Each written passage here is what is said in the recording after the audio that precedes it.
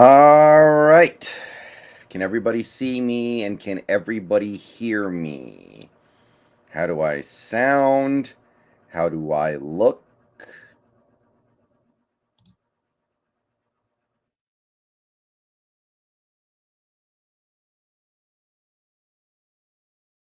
Test, test, test.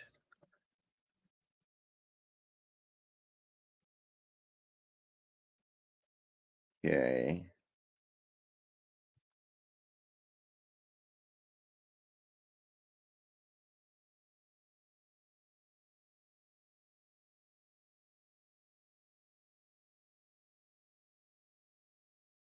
Okay. So I'm going to give people a little bit of time to gather up, but basically, this is going to be a call-in stream. I try to do these once a month. Sometimes we don't get to do as many of them as I would like, but we will be doing one tonight. So here's what we're going to do. I'm just going to give it a second here. And what I'm going to do is post a link to chat. And anybody can click on that link and go through the process of calling into the stream tonight.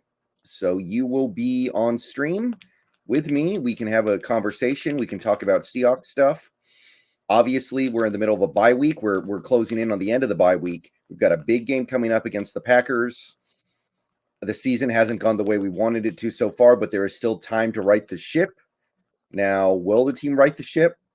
That's something we're going to learn a lot about in the next couple of days. But yes, we are celebrating 6,000 subscribers tonight. So that's something that I will be bringing up here and again. But we got to 6,000 subscribers, I think, yesterday morning. And today was the day that made the most sense for me to do a call-in stream. So with that being said, I'm going to go ahead and drop the link in the chat.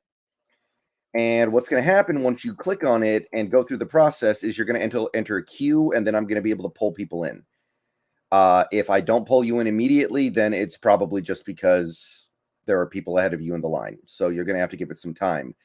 And tonight, I'm going to try to keep things a little more open and let people just kind of talk about what they want to talk about with this team.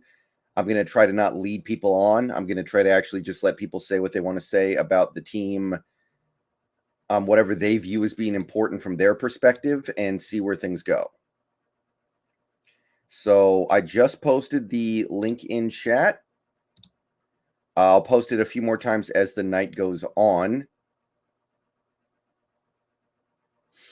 And we'll start pulling people in. But while we're waiting for the initial group to filter in for the call-in, there isn't a whole lot to talk about right now in terms of Seattle Seahawks news. There's nothing too new going on right now. Obviously, Carson practiced today. Wilson had a full practice today and sounds like he's a full go. Eskridge sounds like he's going to play and is a full go. The injury report this week was relatively clean. I believe we had the only notable players on the injury report who actually missed practice today were Alex Collins and Jamarco Jones, who were both limited. So they're probably all going to be fine. But things are going pretty well there. Okay, so we got BC Cheese coming in. BC Cheese, welcome to the stream, buddy. Hey. Oh, sorry, 1 second. No problem. Did your new phone get set up? No, I can't right now. Something. That. Okay, there we go. All right, man. How you doing tonight? Pretty good. How about you? Oh, I'm doing all right, man. I'm just watching a little basketball, thinking about where this team might be headed for the second half of the season. So, what you got to say, man? I mean, we've had a lot of time to think about this team without seeing them play now. Where's your head at? I don't know. I know you've been you haven't been thinking this team can make the playoffs, but the bottom of the wild card race isn't very competitive right now. I mean, what is it? Is it the Falcons at 4-4? Only Something game like behind that. them, and with Russell Wilson with Russell Wilson, we're a far superior team to, I think, the Falcons, to the Panthers. So Yeah, I'm not saying it's a yeah, guarantee, but I still think we're right in that. yeah. We definitely are, and I think last week, the bye week, where we got to watch all the teams that we wanted to lose. We saw. I'm not even going to go over all the teams that we wanted to lose who lost on the bye week. That helped a lot. If we had seen things like the Saints win and the Vikings win, we probably wouldn't be feeling the way we are right now. But my hang up is the goal for this team should not just be to make the playoffs. That should be the first step of many. And what I'm really trying to figure out with this team is, okay, maybe we can make the playoffs now, but can we beat the Packers? Can we beat the Rams? Can we beat the Buccaneers? That's the part I'm trying to figure out here. How confident are you about something like that? Unless Russell Wilson can bring back the magic of 2015, 2013, that era. Mm-hmm. I don't think we can compete with the Packers. I don't think we can compete with the Buccaneers. If Matthew Stafford turns out to be able to compete in the playoffs, then I don't think we can compete with the Rams yet. Mm-hmm. Yeah, that's the thing that gets me, because this was supposed to be the all-in season. Mm-hmm. Unfortunate timing with the Russell Wilson. Yeah, the injury didn't help. Also, unfortunate timing is this division. If you look at this division, like every team in this division was going all out to win this year. It's not a fun situation to be in, and we're getting the short end of that right now. Definitely. Mm-hmm. Okay, I think you're cutting out a little bit right now. I'm not sure if it's like it might be an internet connection issue. I'm not 100% sure. But with what you just said about the Packers in mind, how do you feel about this upcoming game then? Do you think we got a shot? How do you feel about it? I mean, of course you have a shot. I mean, when you have Russell Wilson, you always have a shot to win, but I'm expecting to take a loss here. Mm. Yeah, and the question is, how do you overcome that loss? Do you get a win against Arizona? Do you beat the Rams later this season? Can you do things like that? Like, I know everybody, all eyes are on this Packers game that's coming up, but I'm really interested to see if this defense can do anything against the Cardinals offense with the way they're spreading the ball out and peppering the ball all over the field. I'm really interested to see if Carroll has any idea of how to deal with that. Well, I know you're not the biggest fan of Pete Carroll. I'm not the biggest fan of Pete Carroll either, but no matter which way you slice it, he knows defense as well as almost anybody in the league. Last year, he pulled it together at the end of the year with mediocre talent. I don't know if he'll pull some late season magic out this time. Maybe he will, maybe he won't. But I don't think you can say this defense is going to remain bottom 5 guaranteed. I could definitely see a jump here. Yeah, actually, I was looking it up. Yeah, I was looking it up earlier today, and I was really surprised. We are currently 8th in points allowed, which is really good. It's the best we've been in 5 years. But then we are 31st in yards. I don't think you see that often. You don't usually see a team in the top 10 in points and then bottom 3 in yards. So something's got to give there. Either we got to stop giving up yards or we got to start giving up points. It's got to go one way or the other. Mm-hmm. And that's kind of what I've been trying to figure out as a fan, as a content creator on YouTube, trying to figure this out. Which way are we going to go? But if we don't win one of these next 2 games, Packers and Cardinals, and then you go to 3-7, what's the path to the playoffs, do you think? Because we still got to get through the Cardinals again. We got to get through the Rams. Now, the rest of the games you're playing are pretty reasonable, but it's a difficult path. The way I look at it is we've only really got to get to 9 and 8 to have a reasonable shot at making the playoffs.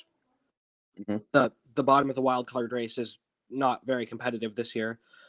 So you're going to drop one to either the Packers, the Rams, the Cardinals. You're going to drop probably at least 2 of those games. Probably 3, Yeah. but at least 2 of those. So that would put you at 7 losses on the season. And if our floor to get to the playoffs is 8 losses, we could drop 2, maybe even 3 of those games, and we could still squeeze in as the 7th seed. Yeah, but at a certain point, you are probably going to have to win one of those tough games. You're going to have to beat Arizona, beat the Rams, you'll have to or the Packers. 2 or 3 of those at least. Yeah. Because you got, I believe, is it 1 game with the Rams, 2 with the Cardinals, and 4 with the Packers? You've got to win at least 2 to make a playoff run at this point. Yeah, in all likelihood. And of course, you have to take care of business against the Texans, the Bears, which, okay, you can assume that kind of stuff might be a given. The Lions might be the worst team in the league, but yeah. You just saw Denver beat Dallas. You just saw the Jaguars beat the Bills. I mean, any given week you can lose a football game. So yeah, absolutely. But the thing is, teams like the Bills and the Cowboys can afford to drop a stupid game like that because they've won enough games early on. We don't have that luxury. We don't get to have the luxury of losing to a team we should beat for the rest of the season, pretty much. We've already had those losses. Yeah. All right, BC Cheese. Anything else you want to say about this team before I get some of these other callers in here? Anything else on your mind? Good night, man. Yep, you too, man. Appreciate you calling in. Thank you. Okay, next up we got Costa Rican sports fan. I think he was next. I'm going to pull him in. Costa Rican sports fan, you've been on my channel for a long time. Welcome to the stream. Hey, Brendon. Thanks for having me. No problem. All right, so we're in the middle of this bye week. Got a lot of time to think. What's on your mind with this team right now? What do you want to talk about?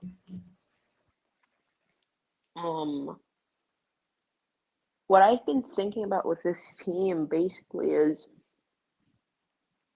all the possibilities to keep Russell here in town, and that's probably not going to happen. But yeah, basically, I doubt we're going to make the playoffs because even though we've had luck going our way this last week, basically we had the perfect bye week. All the teams that we wanted to lose lost, and yeah, we don't have the tiebreaker with the Saints. We don't have the tiebreaker with the Vikings. And we're way down in the division standings to potentially make a run there. So the only way I'd see Russ to stay here would be if we'd sign Odell, but I doubt that's going to happen. So yeah, it's just been bracing myself for when the inevitable happens, in my opinion. Yeah. Well, I think the best argument for us making the playoffs at this point is the fact that after the Rams, there's really not going to be a very good wild card, a good slate of wild card teams in the NFC. Like you've got the division leaders; those teams are all good. Then you've got the Rams, who are good. Then you've got the Saints, who just lost their quarterback and just lost to Atlanta. Then you've got Atlanta, and I'm sorry, we know Atlanta's not very good. We got Carolina; they've completely fallen apart. You've got the Vikings, and they're not good. I know they beat us, but they're not good. Niners aren't good. Yes, 2 of these teams have to make it. 2 of these teams have to make it, and I'm looking at all these teams, and I think that I know Seattle lost to the Vikings. I know that they lost to the Saints. But I'm not convinced that any of these teams are clearly better than the Seahawks. So I think that's the best argument you can make for a playoff spot.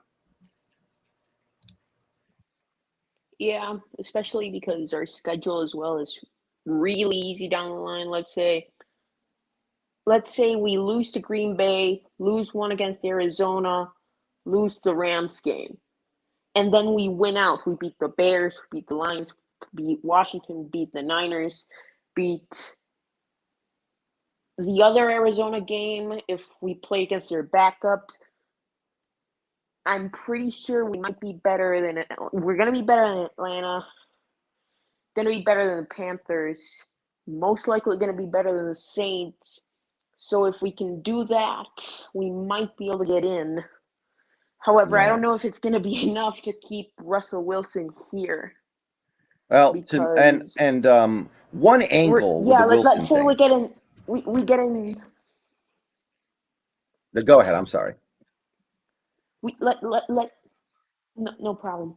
We get in 6th seed and then get steamrolled by the Bucks at Tampa, 48-10, because our defense can't stop shit. And just like that, Wilson's gone because we didn't go all in, because the team just isn't good enough to compete against real contenders in the NFC. Yeah.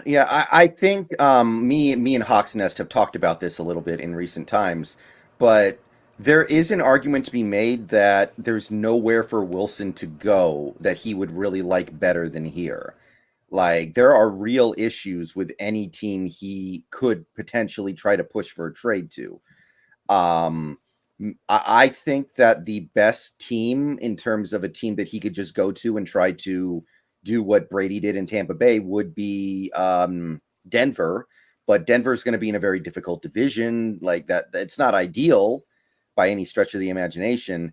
But I think Denver's probably on the list. And after that, you see a lot of teams that, like, maybe the Saints, but I mean, if they get Odell Beckham Jr. this week, he immediately becomes their number one receiver. So their receiver situation is not that great over there.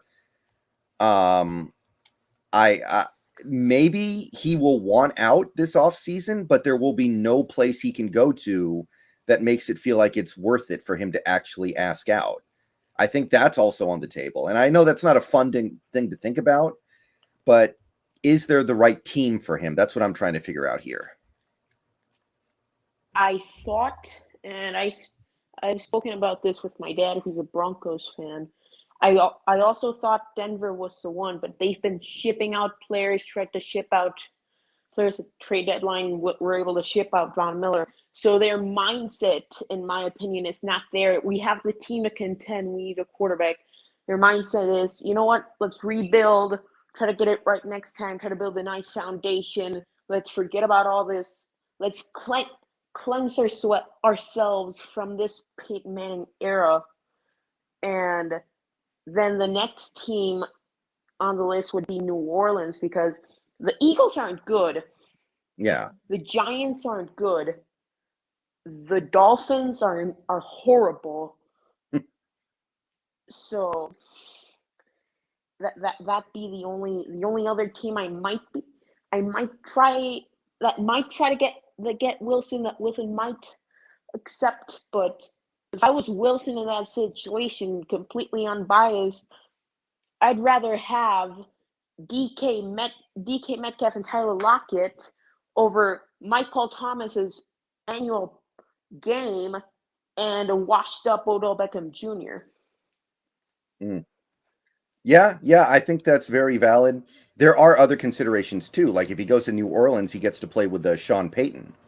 And that might be very appealing to him because Sean Payton is an offensive-minded head coach. I do wonder if that could be something that he's thinking about. If maybe he goes to the Giants fire Joe Judge and they bring in an offensive-minded head coach that Wilson would like. Maybe the coach is more important to Wilson than the player. That's kind of another thing I'm thinking. Yeah, maybe.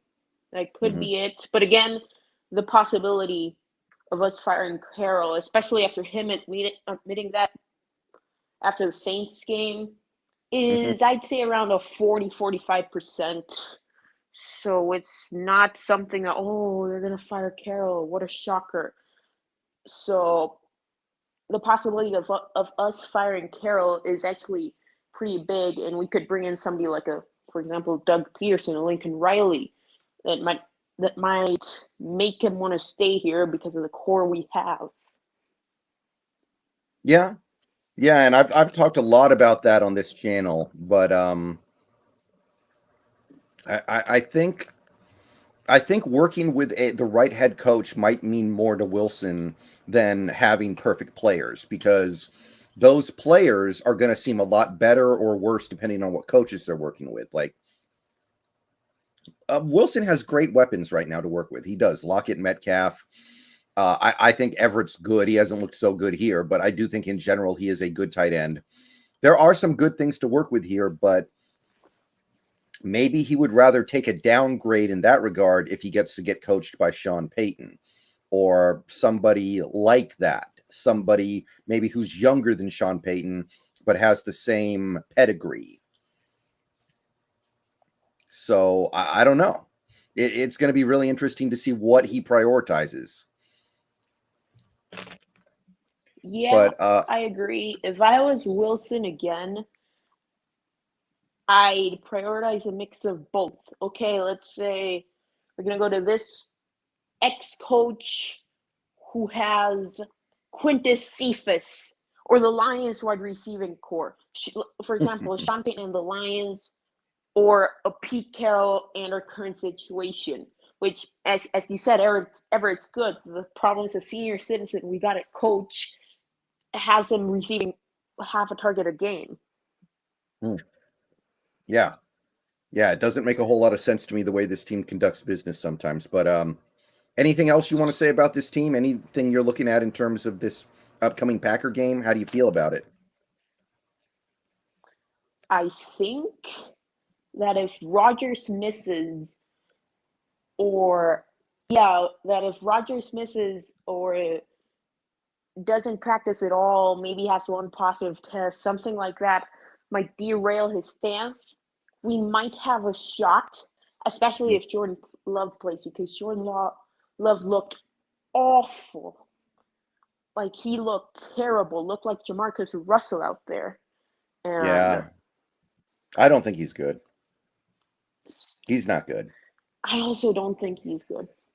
But yeah, so if we have any chance to play against Jordan Love, I think it'd be our best shot to win one out of the three really difficult games that we have coming up next. Yeah, at some point you're going to have to beat somebody good, even if it doesn't take until the playoffs. Eventually, we're going to have to beat a good team. Yeah, eventually we're going to have to get a bit of the luck we had last year back. Mm-hmm. Absolutely. All right, man. Thank you for calling in tonight, but I'm going to go ahead and let you go and get on to some of these other callers. Appreciate the support. Yeah, no problem. See ya. Mm-hmm. See ya. Okay, next up is Seahawks Jose Rodriguez. Hey, Brendon. Hey, Jose. How's it going, man? Congrats on 6K. Thank you. Appreciate that. Couldn't have happened to a better Seahawks content creator. Thank you. Appreciate that. You are very welcome. Now, see, I've been on Hackness channel all night. I'm sick and tired of talking about OBJ. So, let's get into our playoff chances for the rest of the season. And to quote, I think it was Dennis Erickson, playoffs. Don't talk to me about playoffs. But yes, we're talking about playoffs because besides the Rats and the Bucks, the rest of the NFC has completely fallen off a bridge. Very true. Whether it be the Panthers without a quarterback, not that they ever had one in Sam Darnold, or the Saints without a quarterback, not that they ever had one with Jameis. I still can't believe we lost that game that I personally had to witness with my own 2 eyes, because I was at that game. And that Mikey Blair penalty was a soft call. in my opinion. Soft. I'll go with that. I can agree with that. But now, if we lose these next 2 weeks, we have to win out. Because if we lose, to quote the movie Training Day, we are federally fucked. Excuse my language. But we will be federally fucked at that point. So Right. I think the best chance to steal a game is this Sunday against the Packers, against Mr. Rogers and his neighborhood. Because while they haven't seen him in 2 weeks, no practice time, that secondary is as depleted as ours is. If DK Metcalf can toast, I think it's Kevin King Kevin King. Yep. a couple times, or Tarlockett can toast a linebacker a couple times. I think we have a solid chance to steal that game in Green Bay. I like our chances in Green Bay a lot more than I do next week against the Cardinals, unless Kyler Murray presses himself, tries to play this week and gets himself further injured than what he already is. Yeah. So what's your opinion? I mean, I truly don't know how we stop that spread offense in Arizona. I don't. Maybe we have some idea of how to stop it, but with the way they're playing right now, with the way they're able to use so many different weapons in that passing attack, I don't know how we deal with it. And not having Blair doesn't help because he was part of our dime packages and 7 DB packages. That was probably part of our counter. So not having Blair is going to be really unfortunate. But I can kind of get behind that. The other thing that people forget with Rodgers, he might play, but he might not play well. We've seen players come back from COVID and not play well immediately. Last year, Zeke Elliott had COVID, came back months later, and he still couldn't hold on to the football. Same with Von Miller. Mm-hmm. I think Cam Newton might have actually had something like that happen to him, where he got COVID and wasn't the same. Yeah, it's right after he played us. Mm-hmm. Right after he played us, he got COVID. Unfortunately. Yeah. But so it just sucks that before the season started, we had our backup lineup as Smith, who can't win a game unless it's against a peewee team like the Jaguars, and we should have had a better backup lineup in case Russell wasn't got hurt, which he did, and instead we had to go with Geno Smith. And as much as I hate to give our offensive line any bail against that Saints, during that Saints game, I was there.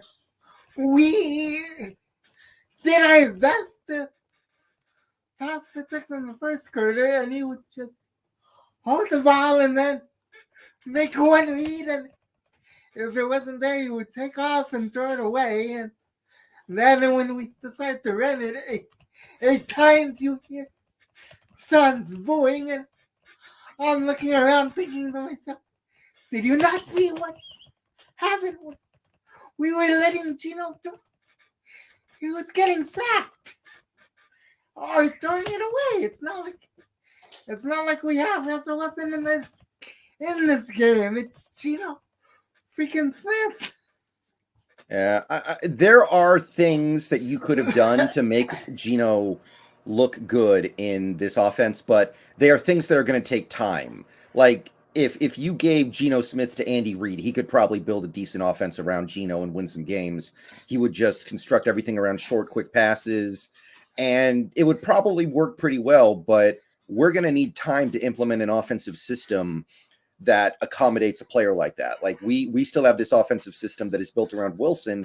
Wilson's greatest strength is his deep ball. You can't just plug Geno into that and say, yeah, go throw the deep ball. I think that's the thing. I agree. We were trying to. Sorry about the background noise. Not a problem. We were trying too much of that. We were trying too many deep tosses and go routes with DK, and I didn't see a lot of slant plays during the Saints game. I didn't see a lot of bubble screens. I didn't see any of that. I saw it more. I saw it more when we played the Jaguars, and I'm at that point I'm at home wondering where the hell was this on Monday. Yeah, exactly. I was watching that game thinking the same thing. Like Geno is at his best when he can work himself into a rhythm throwing these short passes, and we never let him do that. Now, are we gonna go back if Russell Wilson does play Sunday? Are we gonna go back to the old Russell playbook, or are we gonna stick with the Geno playbook? Now, that's the question I have. Yeah, ideally you put the two together in a way that makes sense, right? Because the Wilson playbook ran out of gas last year because teams figured it out. And now you're trying to implement some new stuff, but you want to keep some of the old stuff because some of that old stuff was great. I love 70-yard touchdown passes. I love beating the defense over the top. But you got to have a counter when that stuff doesn't work. That's the thing. I agree. And can we please just sit Chris Carson? I don't want another Cam Chancellor injury where it's going to affect him his whole life. I don't know what to do with the Carson thing. Like he wants to play football, and I respect that, but it could go a bad way. I don't want him to become Ricardo Lockley. Yeah, absolutely. All right, Jose, anything else you want to say about this team? No, but can I plug my channel real quick? Go ahead. Seahawks Jose Rodriguez. I call live for games. So if you get tired of North Cam for the kids, you can come see me lose my mind and curse like a sailor. So Brendon, again, congrats on 6K and thanks for having me. No problem, man. Thank you for coming out tonight. Go Hawks. Okay, next up we have Tumbo. I'm going to bring Tumbo on. Welcome, man. How's it going? Oh, hold on one second here. Oh, that was me. That was my fault. There we go. Oh, what's up, man? What's up? What's up? All right, man. So it's the bye week. We've had a lot of time to think about where this team is. What you got? What are you thinking? I really, really, really want Odell. I was really seeing a bunch of reports saying he's going to wait a few days. I wonder if he's waiting to see the outcome of what happens between our game with the Packers, because I feel like it doesn't make no sense for him at all to go to the Saints, because if he doesn't put the team on his back because they have no quarterback, the narrative's just going to continue that he's a problem and he's just not that good, when I still think he's that good. The tape shows he gets open a lot. The Browns were calling plays and he got open a lot. He just needs a quarterback that can get him the ball. And Russell Wilson, he can definitely get. Russell Wilson is a quarterback. He's not going to underthrow you, but he will overthrow you a couple times maybe. So that was the thing with Baker. Baker was underthrowing him a lot and putting Odell in situations where he could get blasted. Like last year, when he threw the pick, Odell towards ACL trying to tackle him because Baker underthrew him and he was open. That game versus Pittsburgh, when they were near the touchdown, if Baker would have dropped that in the basket so he can run um, they would have probably won that game, but he doesn't have to worry about that with Russell Wilson. So I think he's just waiting to see if Aaron Rodgers is able to play this Sunday, and if he does, how well does he play? If he doesn't, I think that if the Packers beat us without Aaron Rodgers, we're not getting him at all. If the decision hasn't been made already, the Chiefs make sense. But I'm still not 100% sure because they haven't been as explosive to me. They've been winning close games against a lot of teams that they should be blowing out, but they haven't been blowing out anybody. They've been struggling to score, so I don't really know all about them. Um, so I just really hope we get Odell. I hope that John and Pete are moving with some sense of urgency because at the trade deadline, it felt like, yo, these guys aren't making any moves. These guys must be feel safe about their jobs because if the season goes to crap and they just settle for the talent we have, which I don't feel like we have that much talent compared to other teams. I really feel like Russell has been carrying us the past since 2017. And before that, we were just living off of the 2010 to 2012 drafts, all that talent. Yeah. So, if there's no urgency, I feel like maybe Pete and John feel 100% safe about their jobs. Whatever happens, happens. And that's going to cause Russ is probably going to have more offseason drama again. Probably going to try to get out of here because he feels like the team is just not. They don't go all in like other teams that have been contenders the last 4 years, like the Rams, the Bucks, the Chiefs. And then on top of that, we don't build good teams like the Packers have because the Packers haven't been like an all-in team. Like they go and get all the best, but they have been able to build very good teams. They just haven't, for some reason, they just can't get out of the NFC Championship game. So, and I think Russ is just tired of going to the second round, losing. That's all. That's literally all we've been doing since 2015 is just going to the second round and losing over and over and over and over and over. Yeah. I mean, he's probably getting repetitive and he's getting tired of it, Yeah, absolutely. But the question is, does he see an opportunity to go somewhere where that can change immediately? Is there any team that is just ready to go for him to go win a Super Bowl? He just needs to show up. Like, obviously, Brady had the dream situation with Tampa. Does Wilson have that anywhere next offseason? I don't know. That's hard to tell. The best, probably the number one team that can do that is the Browns. They can trade a lot of draft capital. They won't be able to trade Baker because he's going to be a free agent. I don't think they didn't pick up his 5th-year option, did they? Not that I know of. Okay, so yeah, they could let Baker walk and then try to trade a bunch of draft capital for Russell Wilson, which would be a very good move on their part. But they would probably have to get off some players too, because Russell has to get paid like $35 million. And then on top of that, they would have to free up cap space to sign the dudes that they've been drafting, like since Myles Garrett and all that stuff, since they'll draft and onward, to be able to keep them long term. Because they would have to they're gonna have to give up some talent to give Russell Wilson, so they have a real small window of being one of the best talented teams if they were to trade for Russell Wilson, because they're gonna have to get off a lot of capital and maybe some of their players so they can free up space for their young dudes. And they just signed 2 of their offensive linemen to a 3-year and a 4-year deal. So they already been started spending some of that money. So I don't know. Other than that, I don't really see any other teams in the league that would make sense for Russell to go. Russell has a no trade clause, so I highly doubt he will waive that to go to Philadelphia, because a lot of people say the Eagles. Would he go to Cleveland though? I mean, it's Cleveland. It's Middle America. Like, would he be okay with that? Dude. I don't know. He's that dude. Yeah, maybe. That would be interesting. I like and the if he's fit. fed That up, does make sense. If he really wants to get out, why not? It's the best. Yeah. It's the best. If we don't go to the playoffs this year, it's the best alternate situation if he wants to get traded. I don't see any other team that would make sense for him to go, or that's ready, or in a window to where putting Russell Wilson on your team makes you a contender.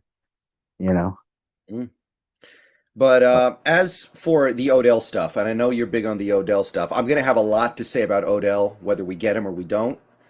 But it sure seems like the big free agents have never wanted to come here ever since Pete got here. It's funny you say that because before I got on the call, like before when I saw you post on the Discord, you was live. I started thinking about what I was gonna say. I was like, it's crazy to me how we've been one of the most successful teams. Even after we lost the Super Bowl to the Patriots, we go to the playoffs every year except for one. But people just don't want to come here for one reason. Or do we pursue? Is it that, or is it this? Or how we pursue players who are on the market? Are we as urgent with them? Do we make a great, what's the word I want to say, presentation of why they should choose to come here over other teams? We're Yeah. also we have to we're y'all is up in Seattle, so it gets cold, so you have to battle that because a team like in Miami or something like that down in Florida or in Texas, they have one, no state tax, and two, great weather. So we have to beat determining factors like that, and so that means we have to push more to show we really want these guys. But how do we know we're even going after these guys the way other teams are? So is it that Yeah. people don't want to come here, or is it that we're just not going after these guys the way other teams do? I don't know. Yeah, I mean, I was a fan during the Mike Holmgren era, and I remember we would get Julian Peterson on a $50 million Yeah, contract. We brought in TJ Hushmanzada on a big yeah. contract. Grant Traded for Wistrom, Dion Branch. yeah, like we would go out and get big name guys. Now, it didn't always work. I think Julian Peterson lasted like 2 years here, but I think we signed Patrick Kearney. He was a free agent. Mm-hmm. So we used to get those guys. I kind of feel like Pete and John think, well, we don't need to overpay anybody. So whenever the bidding goes up, they just kind of tap out. They're like, okay, I want this guy, but I'm not going to pay that much for him. And if we don't get him, it's okay. We're going to find somebody in the 5th round of the draft to do it. And in the old days, that kind of worked, like J.R. Sweezy. We didn't need to spend big money on a right guard. We just got J.R. Sweezy and it was okay. But now we don't do that anymore. Now, instead of J.R. Sweezy, we're getting like Patrick Lewis Luke and Jokel. Luke Jokel. God, he was even a free. We gave that guy $7 million. Yeah, he hasn't played football since. It was that bad that year. Yeah. God, who are the other projects? Christian Sokolai, I think, was another one. These guys who never really get on the field. Yeah, So we try to find these diamonds in the rough. It feels like every time Pete tries to outsmart or make a move, it's like why would you do that? Trying to prove it right, it always backfires. mhm. I like the nature of free agency is you're going to have to overpay to get the good guys because somebody's going to be willing to overpay them. You get in a bidding war, Mm-hmm. and it's not fun, but you got to do it sometimes. And I Mm-hmm. think this team, the problem is they don't admit that sometimes you have to just do that. And if you Mm-hmm. win a Super Bowl, then who cares if you paid too much money? You won the Super Bowl. Well, I feel like they've kind of traumatized from Richard Sherman, Cam Chancellor, Cliff Averill, Earl Thomas. I feel like they're kind of still traumatized for that because we paid those guys money, and then every single one of them got hurt, and we Yeah, ended up but cutting them, having yeah, to. One with Cliff Averill retired, we had to cut Sherman, we had to cut Earl, Cam retired. So I don't feel like they feel like going all in. They didn't even want to go all in with those guys. Cam had to hold out because he didn't even want more money. He just wanted some of the money from the next year moved to this year. He held out for that, and mhm. we were for whatever reason made a big deal out of that. Yeah, And I think that stuff yeah. lingers and it gets around the league. You have dudes like Marshawn Lynch wearing the Cam Chancellor jersey, so he's telling the league, "Hey, this team needs to pay this guy," but the team is saying, "Oh no, nah, we're not trying to do what you want to do." And other players say that, and they don't want to have to deal with that. Earl Thomas was literally the best player his last year with us until he got hurt. For those 4 games, he was the absolute best player in the league. Yeah, he had a great start to the Now you season. can say we kind of dodged a bullet not having to pay him, but I mean he went to Baltimore. He still went to another Pro Bowl. I feel like if he stayed with us, the stuff that happened in Baltimore wouldn't have happened with us. We wouldn't have had to deal with Tedrick Thompson for another year. We wouldn't have had to trade up 2 firsts, a player, and a third, which I have no reason why we gave them a third. Uh, they Who didn't knows? need Bradley Dougal and the 2 firsts was enough. So we wouldn't have had. We would still have that draft capital. Maybe if they decided to pay. Uh, Earl Thomas, we still made the playoffs that year, 2018. Yeah, We we still made did. the playoffs We that did. year. So it's not like I mean, you just gotta. Sometimes players get hurt. I mean, it's not like Yeah. it's not like it's Russell Wilson got hurt and then the season just went to hell. You know what I mean? So Yeah. I just think they're really scared to commit to a lot of guys. I mean, we had a contract dispute with Russell Wilson, the guy who Pete Carroll just admitted he would not be here if it wasn't for him. We had a Mhm. contract dispute. We had contract disputes with this guy every year. You know, it's just like, and then players see that and they be like, I don't want to deal with that. I'd rather go to a team who wants to give me a lot of money and we don't have to worry about none of that stuff, you know? Yeah, but you see these things on some other teams too. The Packers are a great example. They made Aaron Rodgers so mad, their 3-time MVP, that he almost retired and has basically announced that I don't want to be in Green Bay anymore after this year. You do see it other places, but you're right. It does seem like this team is constantly trying to make sure that they're not overpaying anybody ever. And I think that I think at a certain point you have to be okay with that. Bill Belichick was like that for a long time. He never wanted to overpay anyone. But this offseason or last offseason, he opened up the checkbook and got everybody. He has a sense of urgency. He just saw what happened with without Tom Brady. He had a whole year to go through that. We just saw what happened without Russell Wilson. So, that press conference Pete Carroll had where it sounded like he's giving us a cryptic message. Oh yeah, we're going for OBJ. I mean, Yeah. maybe he's coming to that realization. Hey, we're not as good as especially without Russell Wilson. And then with Russell Wilson, we haven't gotten any good results since we went to the Super Bowl, Yeah. 49 versus the Patriots. So, we might have to buff up this team. We're getting, and the thing is, every like all the playoff games we've lost since we played the Panthers and lost to them, every team has been better. We've lost to the better team. It's never been a game where you can say we were better than that team coming in, and then they beat us. Even the Dallas game, they had a better overall team, but we're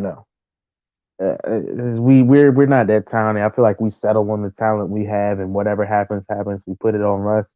Hey, go out here, do everything as you've been doing, And we've tried to help them out, but other teams are helping their quarterbacks and their whole roster as a whole well more than we're doing that for ourselves.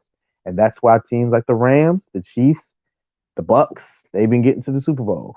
That's why we lose in the second round. We don't have the talent that they have or have had in the last 4 years. Yeah. If we don't get Odell, I'm definitely going to make a video where I go into more detail on this. But the thing is, if we don't get Odell, it's not just about Odell. It's about Odell and Antonio Brown and Yeah, Julio Jones. yeah.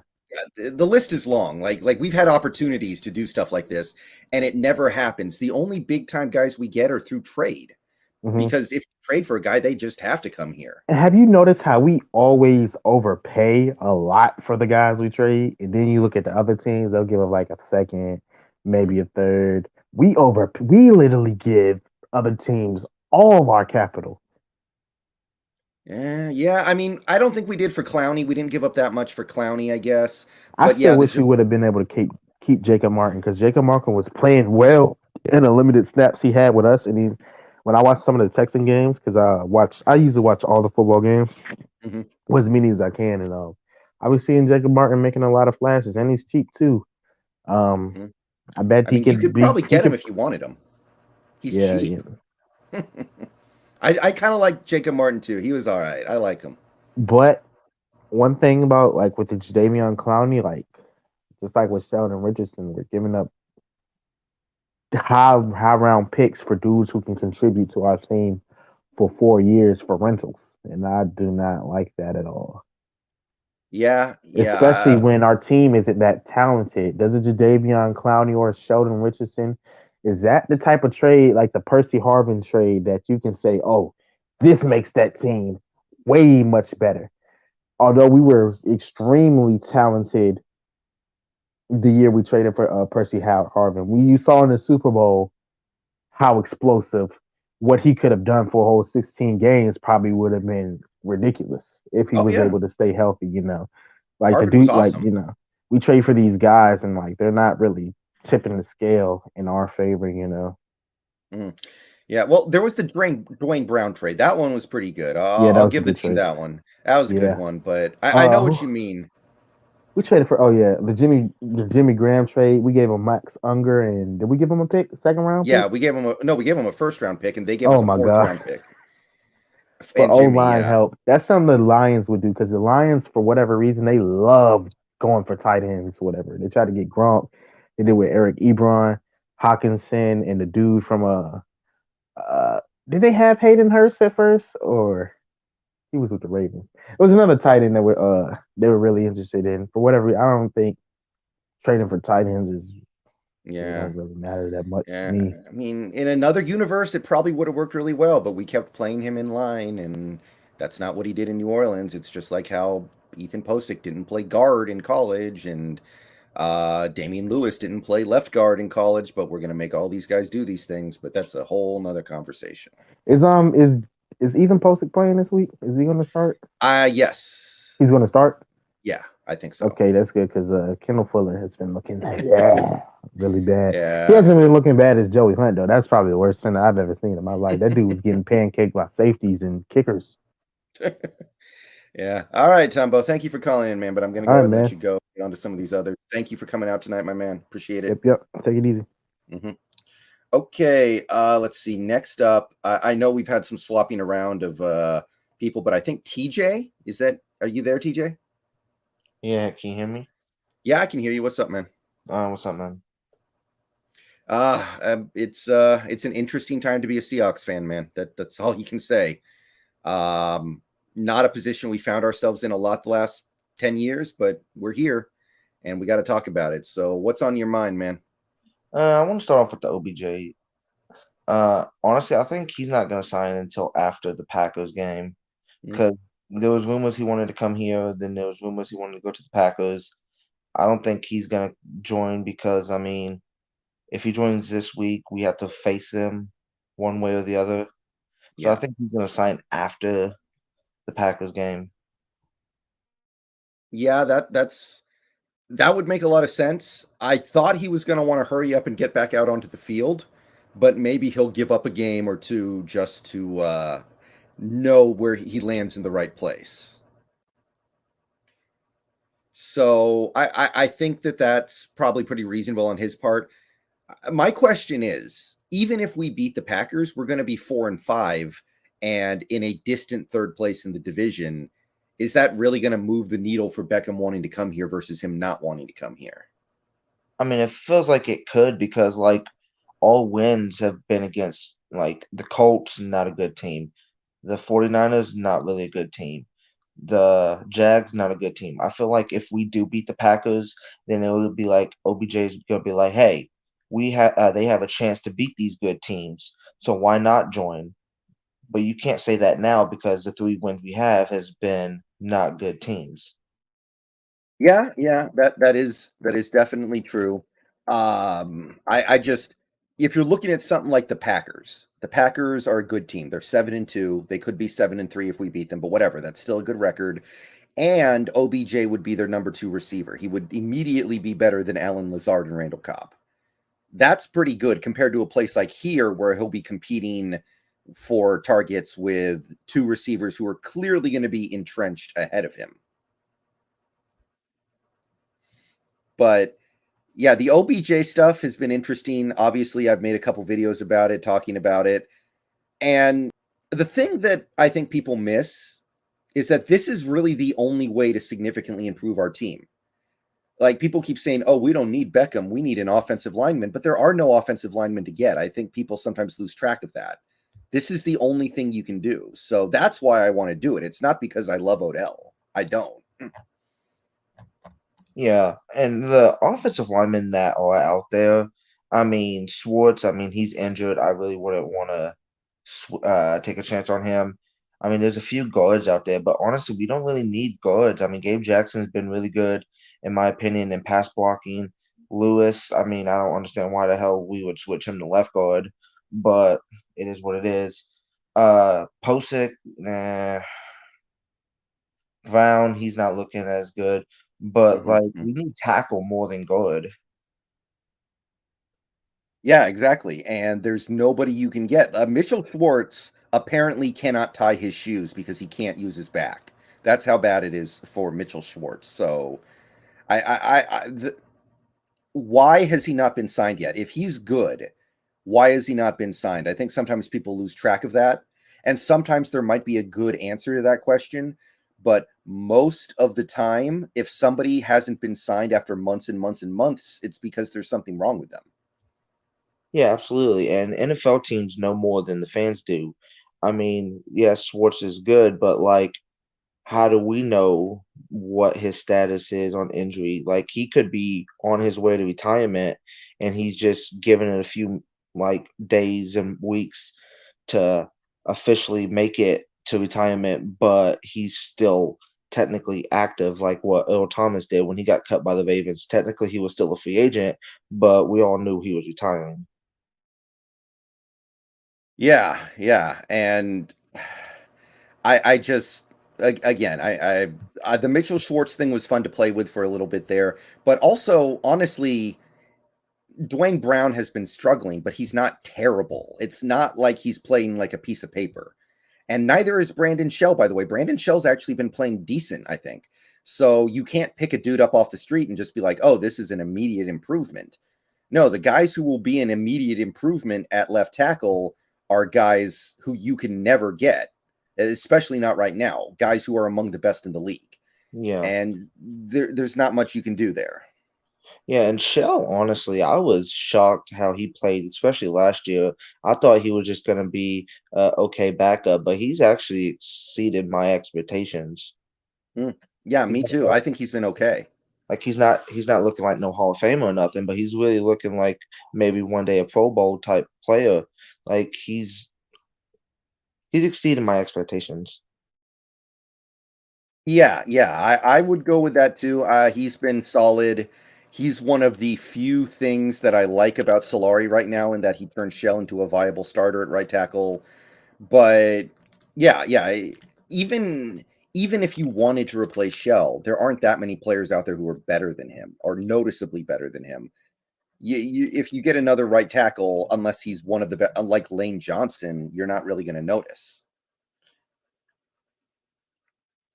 So, how do you feel about this Packers game right now? Where's your mind at?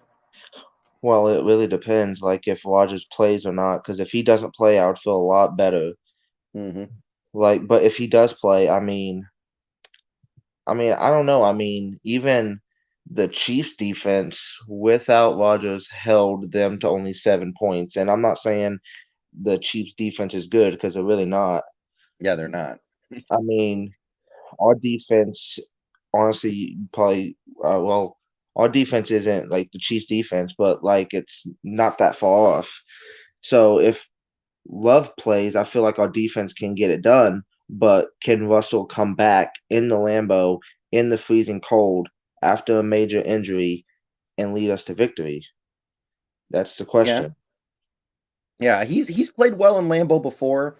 Never really played great or anything like that, but he's had good games. He's shown that he can do it. And at the end of the day, we're running out of time to have excuses. Like if we were 6-2 going into this game, then you could lose and you'd be upset, but it wouldn't be the end of the world. But now these losses that you sustain for the rest of the season it's getting close to the end of the world. So we can't have those kinds of excuses right now. But yeah, it's going to be a very interesting test for this team. And even if I'm not overly confident that they can pull it off, I want to see if they can find a way. Yeah, absolutely. Because even with Gino, we was able to move down the field a little bit against the Steelers, who has a really good defense. The Saints, we was able to move a little bit, and they had a good defense. And the Packers' defense isn't all that because isn't what's- Jair Alexander, isn't he out for Uh, I think COVID? so. I think he's out. I think Kenny Clark might be out, and we Eric don't know if Stokes, Bakhtiari yet. Eric Stokes might be out with his knee issues. So they're lacking some defensive players, and I feel like Russ should take advantage. We should be able to take advantage of that. Yeah, we got to take advantage of something. It seems like I've said this before, but it seems like we never have a coaching advantage in these games. The coaching is always equal to or lesser than what's on the other side.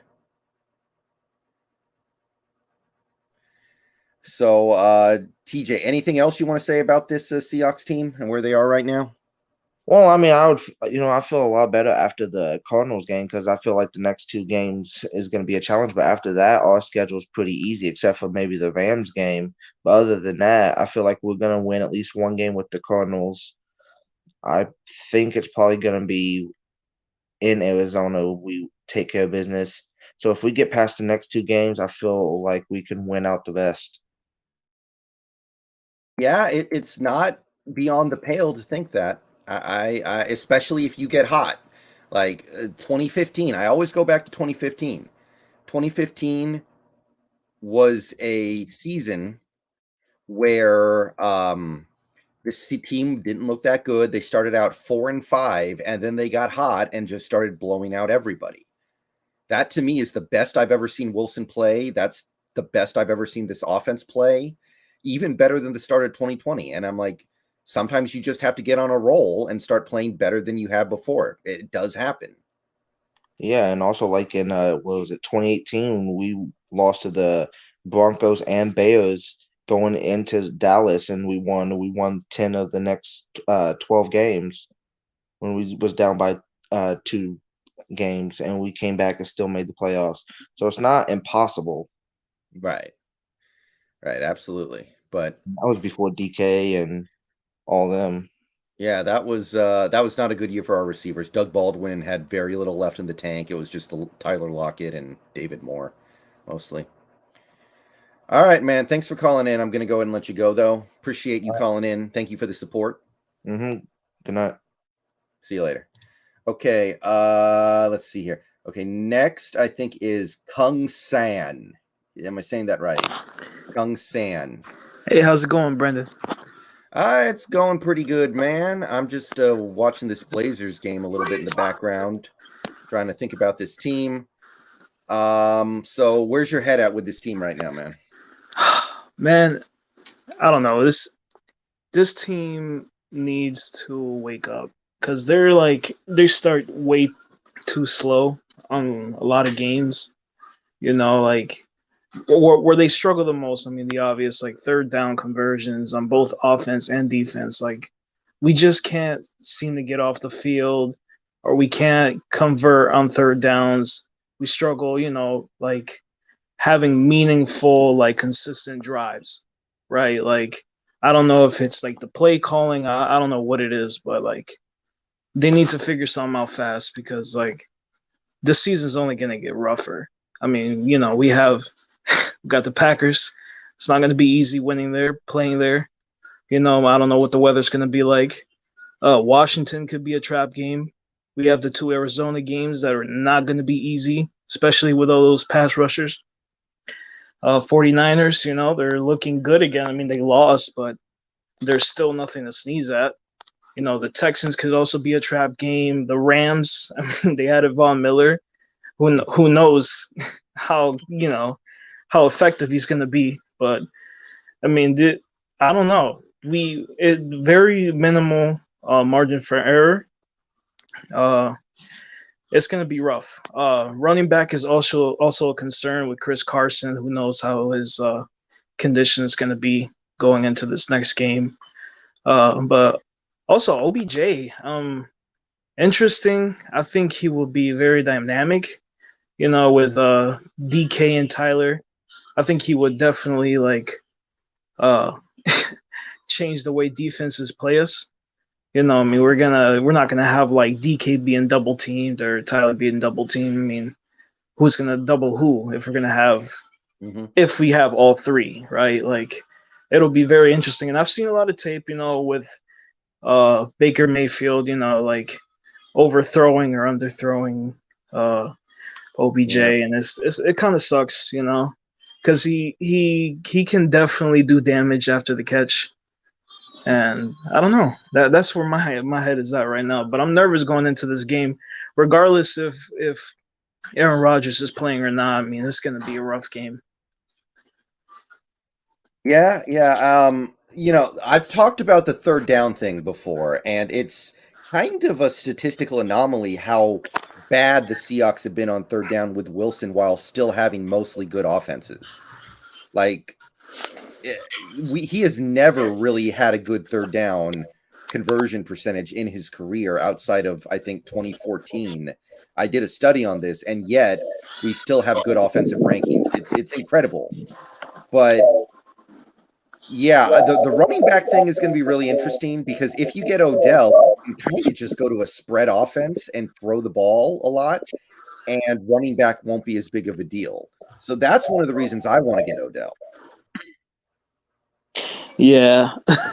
I mean, again, like I don't know. It's going to be interesting because it's like the running backs are also inconsistent at times too, you know. And I don't know if it's a play calling thing. Like sometimes I feel like we should attack more outside, or certain situations we should attack the inside. You know, maybe some draw plays or dives or whatever. You know, but I don't know. Third down is always like super stressful to watch when it comes to Seahawks games because it's just like they're always off the field and the defense is right back out. You know, in 2 seconds. So. Very difficult to sustain drives. Yeah, it is. It's very odd, but I think that if you look at what Arizona's doing with their offense right now, if you take a look at the way they're doing things, that to me is kind of the future. That to me is the direction you want to be headed, where you just spread it out, pepper the ball to 7 or 8 different players. To me, that's kind of the future. And football is an iterative game. I always like to say this. Football is an iterative game where what you do in one game or one season will influence the way other teams play against you, and eventually they're going to counter you, and you have to counter the counter. But in general, I feel like that kind of stuff is where this league is headed.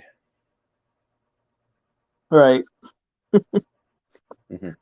But yeah. So the question to me is, I mean, this team, they're probably going to lose a few more games this season at least. Like, there are some really good teams they play. But what record do we need to make the playoffs? We might be able to be the 7 seed at 8 and 9. Now, I'm not interested in making the playoffs just to get crushed by the Rams or the Bucks or the Packers. Right. But you could make the playoffs with a losing record this year. You really could. Yeah. I mean, it just all depends on who we're going to play first if we even make the playoffs, you know, because if it's like another thing like last year with the Rams where we had to play the Rams again, it's going to be tough because I don't know if I can trust, you know, a guy like DK, you know, I mean, Ramsey got in his head and it got ugly, you know. But, you know, like I said, if we do get OBJ, I mean, this could change a lot of things for us. You know, consistency. I feel like OBJ is a guy that, you know, he can definitely help us, you know, catching the ball, you know, creating after the catch and all that. But who knows? I hope we get him. I don't know what the deal is or what they're waiting for or anything like that, but I hope they get the deal done. I still think the Packers have a better chance of getting him, you know. I just feel like he fits more there, if that makes sense. Like, I don't know. If I were a wide receiver, I'd want to play with Aaron Rodgers. You know, it's just, you know, he's incredible. You know, but He is. To me, the main thing is if he goes to Green Bay, he'll immediately be the number 2 receiver, which he would not be here. Right. Yeah, he will be like the 3 or the 2. He would be the 3 here, I think, but it's not so much a number. It's about how often you get targeted. And right. Wilson, he's going to want to feed the ball to the guys he's more familiar with first. That right. I have to believe that. So. Yeah. Also, why are we not targeting tight ends as much? You know, I heard in the beginning of the year that we wanted to involve them more into, you know, schemes and things like that, but we never. I feel like the usage rate on them are like really low. We're not. I don't know. Yeah, it definitely is, which is surprising and unexpected to me. It could just be a Russell Wilson thing where he doesn't really like to throw to his tight ends that much. It could be a play calling thing. Maybe the players we're getting aren't as good as we think. I don't know what it is, but one thing that I think people forget about sometimes is that this is not Shane Waldron's playbook yet. This is still a lot of the Schottenheimer stuff because we didn't want to get rid of everything in one offseason. So we're still running a lot of those plays. So this stuff was always going to take a little bit of time to acclimate. Yeah. One more thing. What kind of grade do you give like Jamal Adams and Quandre Diggs and those guys? The DBs and all that so far. Well, Quandre's been excellent, I think. Quandre's been really good. He gave up some stuff early, but lately especially he's been great, really locking it down. I'm really happy with Quandre. He's doing everything that I could ever ask him to right agree. now. The rest of them, I feel like there's a lot of schematic stuff wrong with this defense right now. Like, I feel like there's a lot of stuff out of their control that is bad. I feel that the lack of pass rush is a problem. I feel like the inability to use the players to their strengths is a problem. So it's kind of difficult for me to evaluate them. Obviously, Jamal hasn't lived up to expectations, but I still know that Jamal's a very good player. And I'm much more inclined to believe that Ken Norton is the problem than I am to believe that Jamal Adams is the problem. Do you think Jamal is being used correctly? Well, no, he absolutely is not. There's no way he can be. This is a guy who was one of the best players in the nation at LSU. He made first team All-Pro with Adam Gase and Greg Williams as his coaches. All right. This guy knows how to overcome stuff to be an excellent player. And somehow, some way, this is the one coaching staff in probably the entire NFL that can't figure it out. Oh, man. Yeah. All right, man. Thank you for calling in, but I'm going to go ahead and let you go. Me, no problem. See you later. See ya. Okay, next up we got Green Earth, I think. Is this Green Earth? Yes. All right, man. How's it going? I got the camera even. All right. All right. No, before I get that's any good. points to the team, congrats for 6,000 subs. Thank you. I know I'm just some random guy you met on the internet, but thank you for being my friend, kind of, No problem. No problem. This is a real community here, and I like that. All right. With the sentimentality over, this, I heard Pete talking about this being talking about the bye week as the creation to an entirely new season, right? He's saying they're going to flip a switch somehow, and this is going to be entirely different. I sort of buy it, maybe a little. I just think Wilson has been out for a few weeks. Waldron's finally halfway through. So at this point, it'd be kind of almost expected that over the bye week, they would take the time, go chop up quite a bit of the Schottenheimer playbook, and then just add in a whole bunch of new crap. Maybe I'm delusional, maybe not. Just saying Waldron, if he's any good, the bye week, now's the time to get going with the new playbook, Yeah. I could go for that in theory. Obviously you don't pick up a whole new offense in a couple of weeks or even a couple of months, really, but there should definitely be progress towards the ultimate goal as the season goes on. And our ability to observe that was really limited because Wilson got hurt and missed 3.5 games. So there may be some stuff going on there in a positive direction, but there are a lot of things going on with this offense right now in a negative direction. Like, this is Wilson's first game back. We don't know what he's going to be able to do.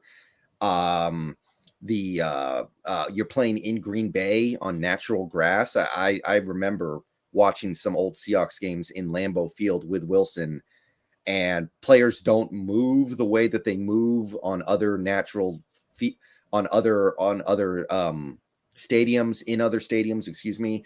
You will see I remember there was this one play from a Packers Seahawks game in Lambeau in 2016 where Wilson was just overthrowing everybody deep down the field. I remember he overthrew Jimmy Graham on what would have been a long touchdown. I remember a lot of plays like that because he was used to his players being able to run faster than they were in a place like Lambeau. And that kind of stuff is going to be hard to overcome. But once you get this team back to Seattle or in a place like Arizona or LA in controlled conditions, I think you might be right. It's just like it's not even necessarily Wilson that I think is the part that needs to innovate. I don't think the problem is that Wilson can't learn how to make a second or third read. I think that's a ridiculous assertion people are making. That he can't. I've heard that from people, even on this YouTube channel, that says like Wilson doesn't go to his third read. I think that's ridiculous. He's paid millions and millions of dollars. If he can't make a third read, what the fuck? I think the problem is better illustrated by the run game, which to me, after the Colts game, in which we saw a lot of creative runs with a lot of trap stuff, where we were getting out in space on the outside, and Chris Carson was really getting to show a lot more of his strengths than he was in previous years. It's kind of disappointing to see after the Colts game, all that stuff just went away, Yeah. I did kind of notice that too.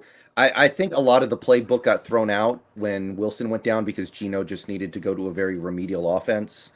But there's probably some other stuff going on there. I mean, before Wilson got hurt, we still had that sequence where we ran the ball up the middle 4 straight times against the Rams. So, yeah. I don't know how to explain that stuff. It could be as easy as just saying that, hey, Waldron is really young. He's going to do stupid stuff. We need to give him some time. That's possible. Kellen Moore had to learn the hard way at one point. Sean McVay had to learn the hard way. Kyle Shanahan had to learn the hard way at some point. So, yeah. Yeah, maybe it's a bit of a confidence problem with him, where he doesn't feel confident to really express his strengths, and he feels the need more to just sort of rely on the foundation of the team rather than, doing his own thing. Or if he feels the need to like do the paint by numbers version of the Mona Lisa rather than breaking on a canvas and doing his own thing, Yeah. Maybe that's the problem. Yeah. And it's completely understandable that we still use a lot of the Schottenheimer playbook. You can't rip up your whole playbook and start brand new in one off season. And some of that stuff, like I said, was great. There's some of that stuff in that Schottenheimer playbook that is built for Wilson. Wilson's greatest strength as a player is his deep ball. So you don't want to lose that stuff. But I will say this, even though it was with Geno, I really liked some of the stuff I saw in that Jaguars game where we just got Geno into a rhythm where he could just drop back, throw, 4, 5, 6 times in a row. We didn't even worry about the running game, which did not work well against Jacksonville at all. We just let him drop back and throw it, and he did great. And if you could do some of that stuff with Wilson, I think you could see some things some things going well there. Yeah. Sorry, I'm just laughing in the trolls in the chat for a second. Yeah, these fine. Guys are really pathetic. Please get your own house. Move out of your mom's place. But I'm generally not concerned about the defense so much. If you just look at time of possession, like every single game we've lost so far this season has been absolutely terrible in time of possession. I just think if we can get it back to just even on time of possession, this defense will get way up higher, especially now that we maybe have a feasible option at corner, corner number 2 with Trey Brown. Yeah. It's just like, I don't think people talk about time of possession enough, especially in Seahawks games. We don't really think in those terms because it's not one of our strengths. Right. But if we do turn it around, I think we're going to see the defense get way better. Yeah, and also important with defense is the standard you hold them to. In the modern NFL, you're not going to go up against like Arizona or Green Bay and completely shut them down. Your goal is to give your team a chance to win by making a few stops, getting a turnover or two, and coming up with big plays to get the ball back at crucial times. So at the end of the day, you need your offense to do a lot of stuff for you, but defensively, I don't need them to go into Green Bay and hold Green Bay to 3 points. Like if they do that, great, but I'm not going to expect that.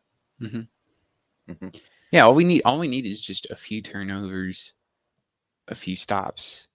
You know, if the offense is doing good, there's not that many possessions anyway. You know, the reason why it feels like we need 1 million stops is because there's so many punts and there's so little time of possession. You know, that's that should really be the key for this entire team. Where you remember last year when we started playing that thing that's like complementary football.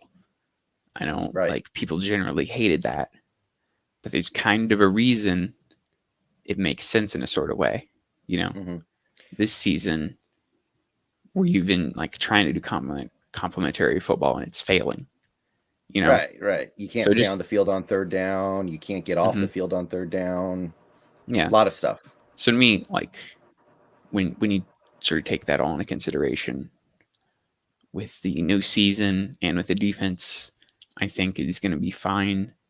And with Russell Wilson coming back, I think the only really two factors that really determine whether or not we're going to be a playoff team, whether or not we're going to do anything in the playoffs if we make there, is if A, the offensive line can sort of pull back. You know, they start out the season good. They've pulled back a bit. If they can go back to about the mean, then that'd be great. And secondly, we need the playbook to be updated a bit. We need Waldron to get some confidence to do his own thing rather than doing everybody else's thing. So if those two things happen, we can make the playoffs, and I think we can even make a noise in the playoffs because there's so much talent on this team. I really do think we have the players needed to make a Super Bowl. I know that might get me laughed at, but I really do think we have the guys for it, at least on the player side. Yeah, So, I know that we're more talented than we've shown so far this year. I don't know if we're more talented than Tampa or Green Bay or LA, but I know we're better than this. Yeah, but it's football. It's not even the most talent. It's just getting hot at the right time. The right team gets hot at the right time. You make a Super Bowl run. You do it. It's true for every single team. Even the Patriots, you know, they just always get hot at the right time, which is why Belichick's a genius, you know. But you know, it's just all about turning the corner, offensive line, new playbook. That's it. Not totally new playbook, but new plays. All right, Green Earth, I'm going to go ahead and let you go. Thank you for coming out tonight. Appreciate it. I got to get a couple more of these callers in, but thank you for coming out, man. Yep. Happy 6,000 subs. Thank you. Okay, next up we have Ethan's Tech World. I know you've been on the line for a while. Sorry about that, but how are you doing tonight? I'm doing good. How about you? I'm doing fairly well tonight. Just trying to figure out how to think about this team and how to talk about this team. Yeah, it's been good listening to everyone else's thoughts. Yeah, they come from many different places, but where are you at right now? You know, I'm at the point where I just want the team to surprise me, because there's a tough set of games coming up, and similar to, you know, the Pittsburgh game where don't have Wilson, we're doing really bad. I didn't even change my facial expression for the whole game, even if some good stuff happened. And then by the end of the game, maybe the last 2 minutes or whatever, the team suckers you back in. So I'm looking to see if they can do that for the rest of the season somehow. Yeah, I would like a surprise right now. This team has been pretty well locked into a pattern of either somewhere between missing the playoffs by a game or making it to the second round. They're stuck in the middle there. It would certainly be a surprise for them to break out of that holding pattern one way or the other. Yeah, totally. But okay, let's start with the OBJ stuff because everyone's talking about that right now. Where are you at with the Odell Beckham Jr. stuff? What's your mind like there? Oh, I say click, bring him in, because there's really no downside that would affect the team, and lots of upside. And when you have that, then I think it's a no-brainer. Yeah. My whole thing is I have issues with Odell. I think that he could be a personality clash. I think that he might not be the player he used to be. I think he might do this or that or the other thing that I don't like, but we've got limited opportunities to improve at this point. And this is really the only way you can do it. So I kind of feel like just do it. I understand you would rather get a defensive lineman or an offensive lineman or a cornerback, but you can't get any of those. So do something. Right, and I know Carroll defense, improve the defense, right? But you've said it, so many others have said it. There's only so much you can do to the defense now with how much the modernized offense has affected things. Like we see I don't know, name a really consistently good defense this year. Yeah, that's absolutely true. That's kind of alluding to what I was saying. It's hard to be a good defense in the NFL right now. You can be as good as you want to be, but if you go up against a team like the Cowboys or the Buccaneers or the Cardinals and they're feeling it, there's not much you can do. I remember a month ago, everyone was talking about how great the Panthers defense was. And then they played the Cowboys and gave up 44 points, and nobody talked about them again. Now, some people would say, oh, they actually weren't that good on defense, but I feel like it's more of a, oh, well, at the end of the day, you can't really do that much against a really good offense. Yeah, exactly. So you might as well just improve the offense because I think that's the most difference you're going to make for your team. Right. And I think that I like I said, it's just all you can do. I would love to bring in a better center. I would love to bring in a better number 2 cornerback, but that option does not exist right now. We have to live in this world. You could have traded for somebody at the trade deadline a week ago. You didn't. Mm-hmm.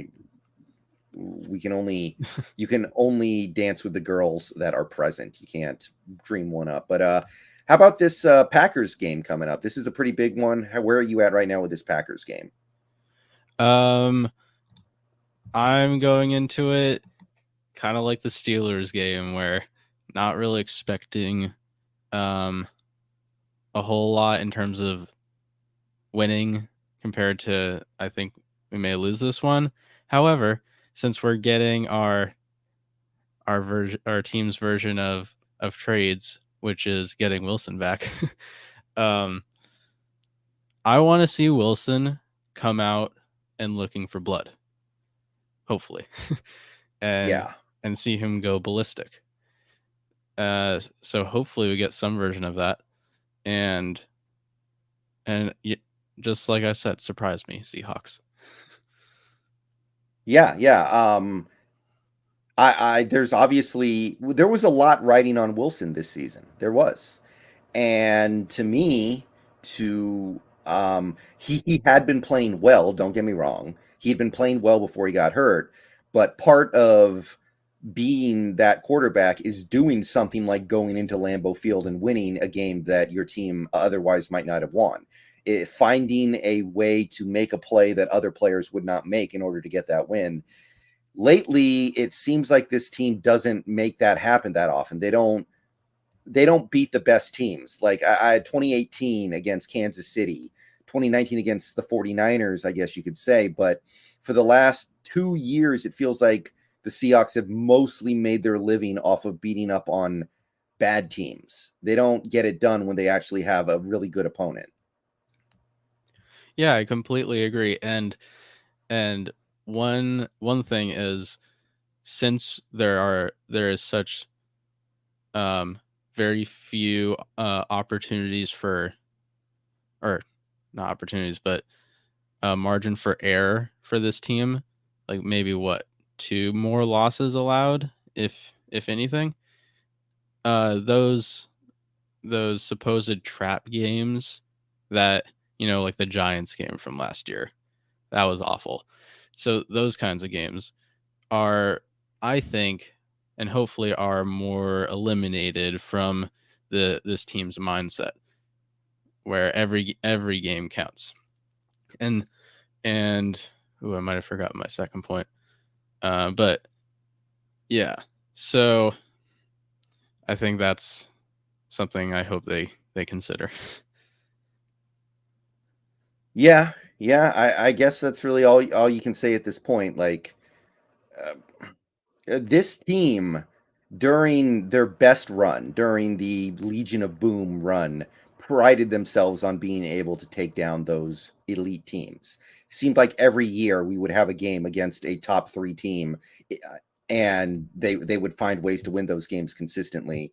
Feels like that starts to get away from us in recent years, and it's kind of completely gotten away from us lately, where you have now this year where I don't feel like any of the teams we've beaten so far this year are good. And last year, did we beat any good teams except for maybe the Rams in week 16 when Jared Goff broke his thumb?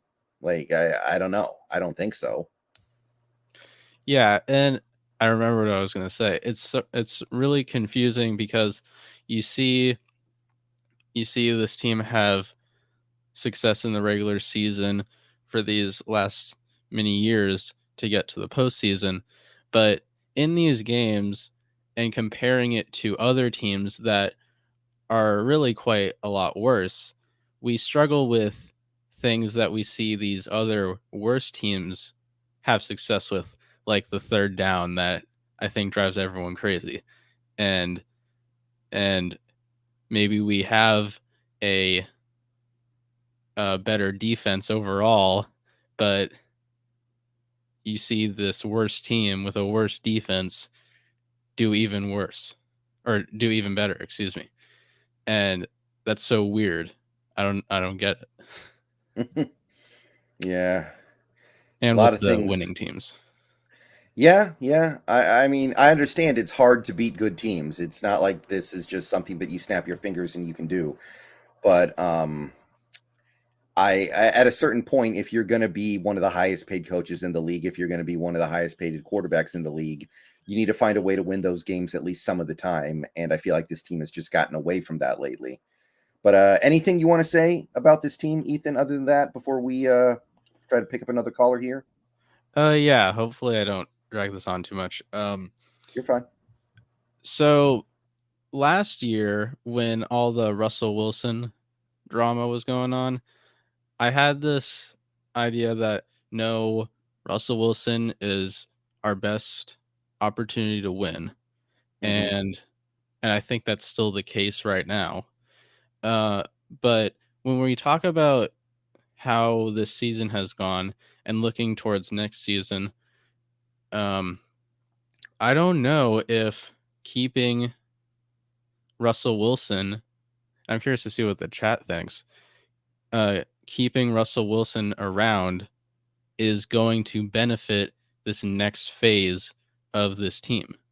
Like, sure, he may be the best player on the team and give us the best opportunity to win, but when you get rid of all these other things and bring these other things in around Wilson, are you just the 8-8 Cowboys, as I've heard you said before?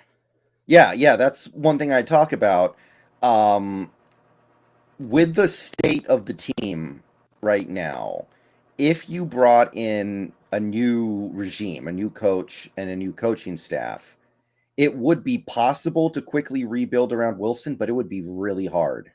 It would be really hard, and if you mess anything up, you're just going to set everything back for you and for Wilson, which is why I've always kind of been of the opinion that if you're going to get a new head coach and a new GM and blow it up, you need to blow it up all the way. You can't just say, well, I'm going to blow everything up except Wilson. I want to keep Wilson, because then you're just going to have Wilson on a blown up team and he's going to get the crap kicked out of him for a couple years. Yeah, it'll just progress the bad part of the eventual results that we want to see. And I'm not sure exactly what the amount of stuff Waldron has control over compared to Pete. We can only see by what plays are called, but I just don't understand why it's not so much more of Waldron's play calling. Maybe it is, and he's just doing a bad job, but say it is still a lot more of Pete and what Schottenheimer did. You're only progressing, or you're only taking longer to get Waldron comfortable and used to everything by doing more of what was previously done here, instead of struggling for a while, but when he's getting better at his job, then you're going to see better results faster. Mm-hmm. Okay. I mean, yeah. I think that all makes a decent amount of sense to me. I just don't think that's how you build this. I don't think that's how you build a long-term contender. But thank you for coming out tonight, Ethan. I appreciate it. Appreciate the support. Thank you very much. And of course, 6,000 subscribers. Amazing. Mm-hmm. Yeah, thank you. Appreciate that. You have a good evening. You as well. Okay, let's see here. Okay, it's Hoof, I think, is going to be next here. It's Hoof, are you there? I am. How are you doing tonight, man? I'm doing all right. Just kind of hanging out. Good to hear, man. So, how are things in your mind regarding the Seattle Seahawks? Offense-wise, very disappointing. Defense, like you were saying earlier, I think we need to manage our expectations a little bit, playing the modern NFL offense, I just think we need a pass rush, show up a little bit more. But overall, I'm feeling like we could still make the playoffs. Probably not make a run. Probably like everybody else in the chat, Mm-hmm. Yeah. And is that something that you're interested in? Is that something that you value? I know that there are fans out there who think there is value in a team that just wins 10 games and makes the playoffs every year. Maybe they win one playoff game, maybe they don't. But to me, that has to be something that happens in service of occasionally actually making that run. And I'm looking at a team right now that hasn't made that run in 8 years, and they seem to be moving further away from it rather than getting closer to it. That's my hang up. I definitely agree. But I mean, this year I feel like there is value to it in the, how the relationship is with Russell Wilson, trying to make that attempt at least, yeah.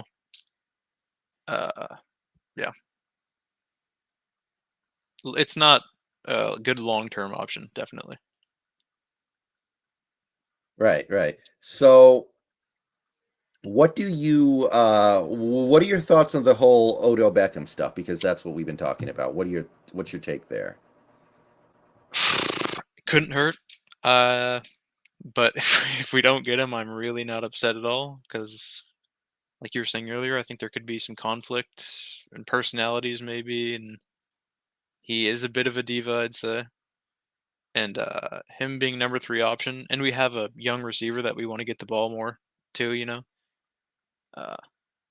I'm kind of either way, I'm all right. Yeah. I kind of want to do it just because I want to believe this team is capable of making a move at a time like this. And I know me saying that's a little unfair because this team makes moves all the time. They made a move for Dunlap last year. They made a move for Jamal Adams last year. Like, to say that they never make moves is not fair. But this is the kind of move that you can make that wouldn't cost that much with high upside and relatively low downside. So I just want to believe that they're not. And actually, really, my main thing is just, if this team wasn't going to sell their assets at the trade deadline, become sellers, then I feel like you got to be buyers. Definitely. Like, you got to try to do something to turn this season around. You can't just hang around in the middle. You can't just say, well, let's just sit on our hands and see what happens. No, you got to make your own luck. I completely agree. Especially with all the issues we were having pre-trade deadline. Like, there was definitely moves we could make. Yeah, absolutely. Anything else you want to say about this team, Hoof? I was just thinking a little bit about the offense and what we could do to get that moving a little bit. I was thinking, like, one of our main issues is having long third downs constantly. We're always like 3rd and 10 after a couple of maybe a blown up run and an incomplete pass. Just keeps happening. Yeah. Third down's we- been a problem since Wilson got here. Definitely. We never throw to DK short, and whenever we do, he gets a ton of yards after the catch. Even if it's just like a 4-yard gain, I mean, he always makes it look pretty cool. So, like, I'm in for that. I think DK should be a much larger part of the offense at this point. Besides that, I don't have much to say, honestly. All right. Well, you have a good evening, man. Thank you for coming out. You too, man. Thank you. See you later. Okay. Let's see here. I think next would be Sam Dog. So I'm gonna pull Sam in. Sam, what's up? Hey, Brendon, how you doing, man? I'm doing pretty good. Hey, congrats on the 6K. I just wanted to come in here really fast before I get ready to go to bed for work early in the morning. But this Green Bay game, are you approaching this game expecting Aaron Rodgers more than Jordan Love this week? Of course. I don't think there's any other way to approach this game. Yeah, I'm kind of having that approach too. And then Kenny Clark being out is going to be huge for us when we go up against that defense. Granted that I still think we're going to have problems against them too. And I agree with you on your last video where I don't think Russell Wilson will be 100%. And me and my dad were talking about this earlier, especially after he got the pin out and he's been practicing lately. So how much percent are you expecting? Maybe like 75% Wilson, 80% Wilson? I mean, numbers like that are just going to be arbitrary, and I don't know what they mean in regards to like a player's abilities. Like that's I say this all the time, but that's something that only Wilson and I guess his doctors can know. It's not something for us to really know. The question is he going to play well enough to give us a chance to win? That's kind of the part where that's the thing that I'm trying to figure out. Yeah, I agree on that one, especially since we haven't won in Lambeau Field since 1999. And I also wanted to touch back on the point when you mentioned to me that we could restructure Wilson's contract at any time. If we can do it at any time, what's the holdup with us not doing it right now? Why haven't we done it yet? Because we don't want to. I've talked about this a lot, but if you do that, you take on a bigger cap hit in future years. Like, it doesn't just go away. So the reason why we haven't done it is because we don't want to. And I talk about this sometimes because some people have it in their heads that Wilson doesn't want to restructure, and that thought is wrong. In fact, I'm pretty sure restructuring means completely zilch to him. He still gets the same amount of money. The only person that it makes any difference to is the team. Yeah. And then also this whole Odell Beckham Jr. thing, it kind of got me on the feels of, remember the Antonio Brown saga last year where it was showing that the Seahawks were trying to get him and he looked like he wanted to go play with Russell Wilson, but then instead he chose Tom Brady and Tampa Bay over us. Does this kind of give you that vibe again? Well, yeah, it has to. And last year it went terribly for us, which is why a lot of people wanted to go differently this time. I mean, last year Antonio Brown went to Tampa Bay. He won the Super Bowl. We didn't go anywhere without him. So I think a lot of people are looking at this as like, it's Groundhog's Day. We got to go the other way this time. Yeah. But yeah, that's really all I can say about it. Yeah, and then hopefully, other than that, with our game, I mean, hope we can get D. Eskridge back to the way he was playing before he got concussed at Indianapolis. I really hope he can make much of a difference because we need some pieces to come up big, especially when you're competing against guys like Devontae Adams and Alan Lazard, because we know Aaron Rodgers is going to spread the ball. The only key thing that I like about, this matchup this time around is that we don't have to worry about Tunyon, but they still got a good backfield with Jones and A.J. Dillon, and I expect them to spread it out a little bit with that even balanced attack, just like the way they attacked the Rams. So I think it's going to be a physical battle, but I mean, how rusty will Rodgers be after missing a week? Because I feel like he doesn't have to practice, but we can still expect the same prime Aaron Rodgers that we're used to seeing every week. So I kind of think that, I mean, I'm expecting it to be tough, though, but do you think Rodgers shows a little rust? It would be really weird if he didn't, I think. Especially we've seen players get COVID, come back, but not really play that well. It would be very weird if he was one of the players who didn't, because his game is so very much based on precision. And if he's off by even a tiny bit, everything doesn't work. Suddenly those passes that he's dropping right into his shoebox are off by half a yard, and that makes all the difference. So yeah, I would expect him to not be the same. Yeah, other than that, I'm just trying to think of what else I may want to talk about. It's just like who else they could be missing. I know we're still going to be missing some key pieces with our I don't know if we're missing anybody with our defense, if we're still good to go with that. Like, hopefully, Daryl Taylor can apply some pressure on him. Hopefully, we can continue. We can make him make some bad decisions and get Quandre Diggs. Hopefully, Diggs can take advantage and jump around and get another interception. I want to at least see a house call this season for our defense. The only one we got was Travis Homer in the Jacksonville game on special teams. But other than that, I'm just trying to get what's on my mind out for this upcoming game and just what's to come in the future for the Seahawks, because I know I've been one to not really speculate what's going to happen in the future. I'm just taking an approach from my dad and all too. Like, I'm usually one that likes to see what happens first before I talk about it, but I'm just hoping for the best for the future. And if we go into that full blown rebuild, then I'm ready to go with it again, just like we did from 2008 through 2011. Mm-hmm. Any thoughts on that? Not really at this time. I mean, that's something I'll get more into when it happens, but I'm ready for it. I understand that teams have to do things like that sometimes, and I'm ready for the possibility. Yeah. But if I need it to be done for the right reasons, and I need it to be done in the right way.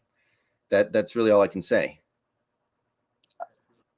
Right, I agree. I agree with that 100%. Just like what we did after basically the Holmgren era, and then suffering that 1 year with Jim Mora Jr. in 2009. And then Pete Carroll and John Schneider came in and made all those surprising moves. And whoever we may possibly get next, I mean, I know you're hoping that the 49ers move on from Kyle Shanahan. You want to bring him in. And I'm kind of thinking about the possibilities of maybe an Eric Bieniemy coming in, which I still don't get why he's still an offensive coordinator when he looks like he could be a good head coach elsewhere in the league. And then I noticed on one of your videos talking about potential next head coaches, you had the coach from Oklahoma on there. So what's your approach to this if the team moves on from Pete after this year? I've made a ton of videos talking about this, believe me. Lincoln Riley and Eric Bieniemy and guys like that are just the tip of the iceberg. There's so many guys that I've taken a look at. There are some guys on defense like Matt Eberflus from Indianapolis. There's who else was there? There was Kellen Moore. Kellen Moore is probably my favorite. Joe Brady from Carolina, although he's not doing so well right now. I like Joe Brady though. I still think he might be good. God, the Browns defensive coordinator, whose name escapes me at the moment. His star is a little bit on the rise. There are a lot of guys you can take a look at here. I'm not going to get into the whole thing right now, but there are definitely a lot of guys.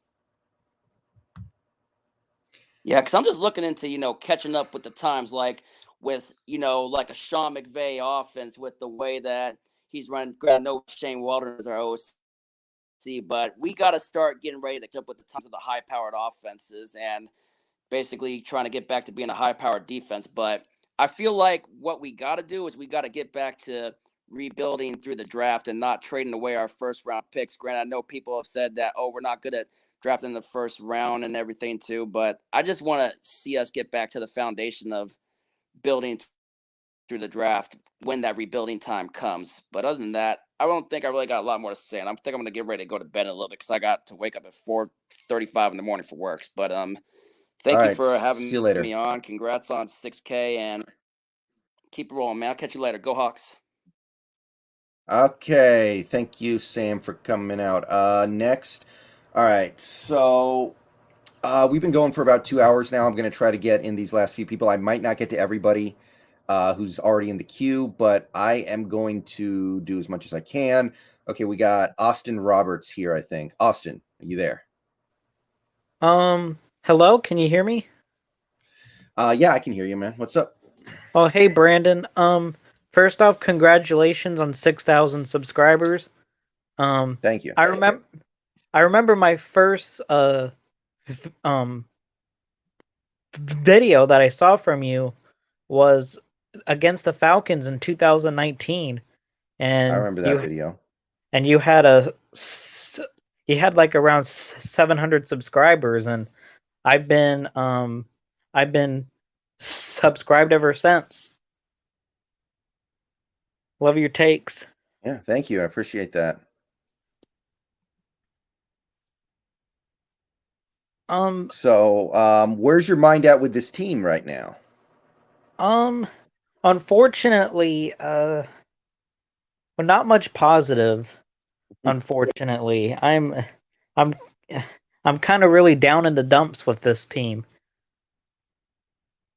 I am starting to not trust Pete Carroll anymore. Like, I don't trust Pete anymore.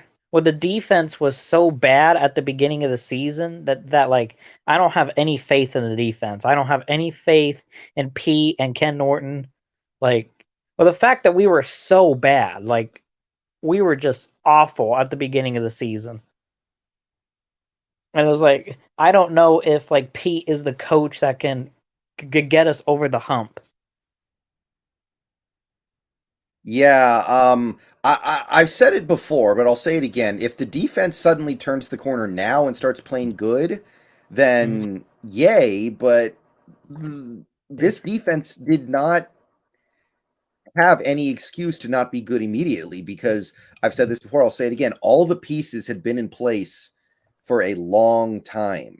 Exactly. So there should not have been a month or 2 months where the defense was bad and we all had to live with it. No. This defense should have been good from day number one, and it wasn't. Yeah, exactly. And then, well, the same thing would happen last year, but then we lost to the Rams in the first round, and so it's, but like, well, yeah, but well, if we were losing games, well, because the offense was having a hard time, well, then I would be more willing to give Pete a pass if like we were losing games like 17-10, but we were just getting whipped out there. Yeah, absolutely. I still think, and a lot of people disagree with me, I think the Vikings game this year was the worst I've ever seen a Pete Carroll Seahawks defense play. I know we only gave up 30 points, but that was the worst I've ever seen. And actually, it could have been a lot worse because the Vikings kicked 3 field goals in the second half. Like, well, they could have easily put up more points on us. Yeah, and the points, like you got to watch the game, you got to see the game flow. It wasn't just the points; it was the fact that our offense never had the ball. Our offense never never got a chance to really influence that game. So to me, that is as pathetic as I've ever seen the Seahawks defense play. Yeah, and well, Russell Wilson getting hurt because well, I feel like Pete has his excuse, and it's like because well, I remember with the Packers when the Packers had a bad season without Aaron Rodgers, but that was kind of the excuse that kept Mike McCarthy around. But then, well, when they finally had that bad season, they said, okay, well, Mike McCarthy has to go. But now Pete Carroll has that excuse because like, well, I think that we can beat the Lions and the Bears and the Texans and the Redskins, but so we're gonna be like 8-9, and like Pete will say, well, without Russ against the Saints and the Steelers, we could have been 10-7 and we could have made the playoffs.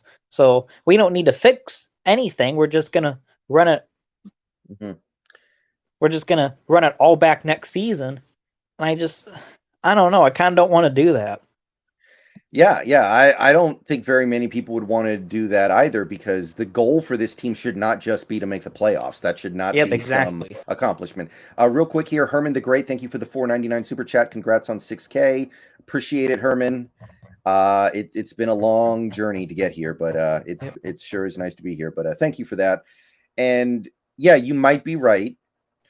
I think that the more realistic way that Carroll leaves would be if he decides, I'm not having fun anymore.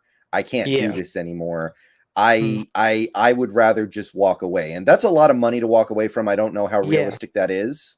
Exactly. But if he could just decide, I can't reach these players the way that I used to. My schemes aren't working. I'm not having any fun. Maybe he would consider that. That to me is more likely than him actually getting fired. Yeah, and I was like, well, I remember the Saints game, but he looked a little more sad than usual after a loss. Like, well, obviously we're gonna be sad when you lose, but he looked a little more sad after that loss. And I am starting to wonder if the players are not listening to him anymore, especially when he made the comment about, well, we go over this time and time again in practice and we just can't get it right anymore. So I don't know, Pete, are the players starting to tune you out? Yeah, I look at some of the the stuff in that Saints game where there was a lot of issues with discipline.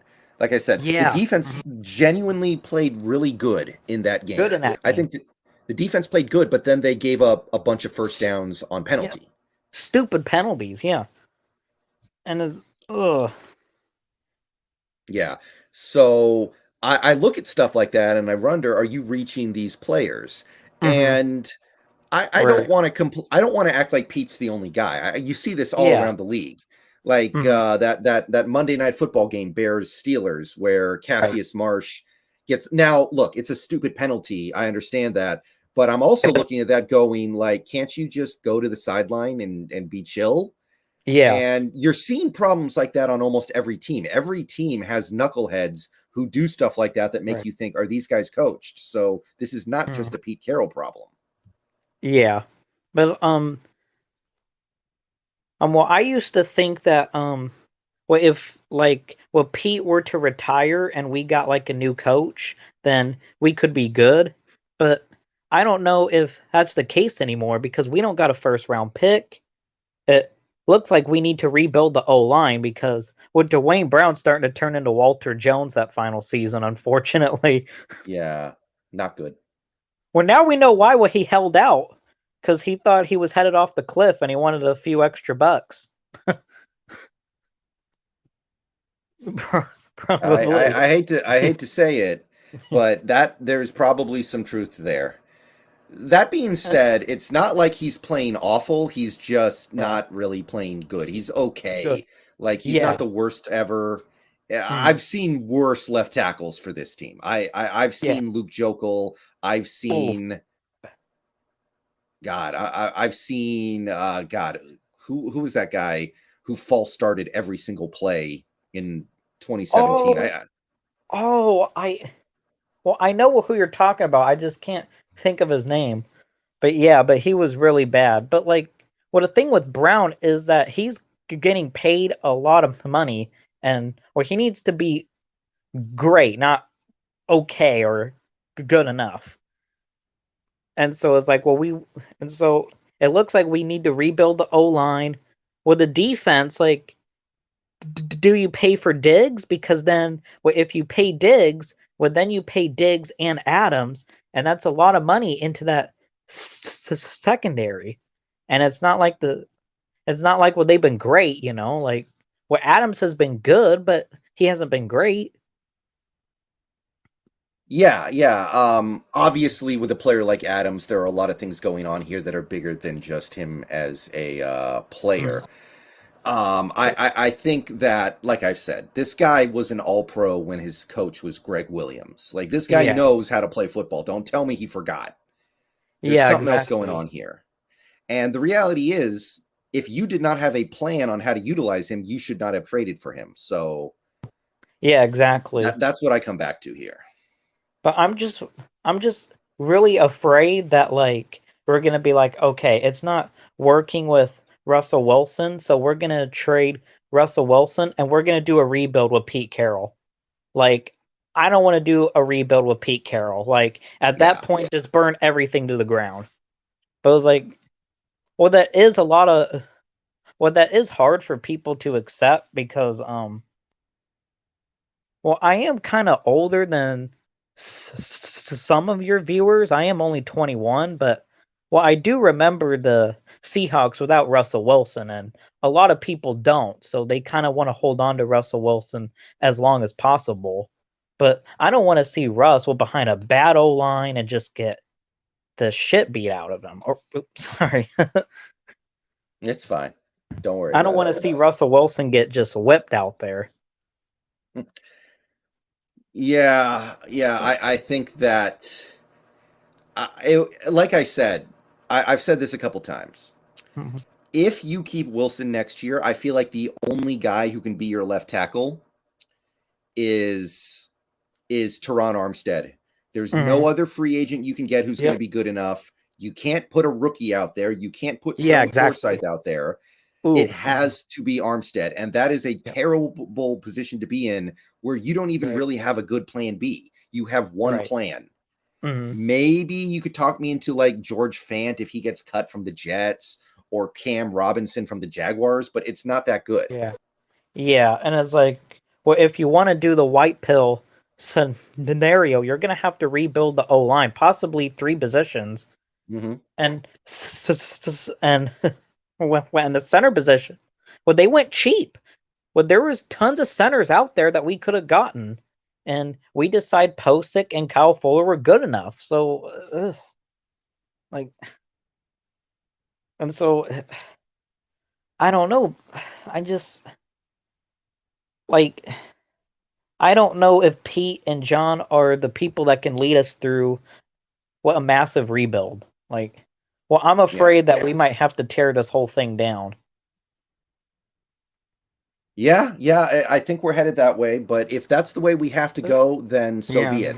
I would honestly rather watch a rebuilding team than what I've had to watch through the first 8 games overall. Yeah, exactly, 100%.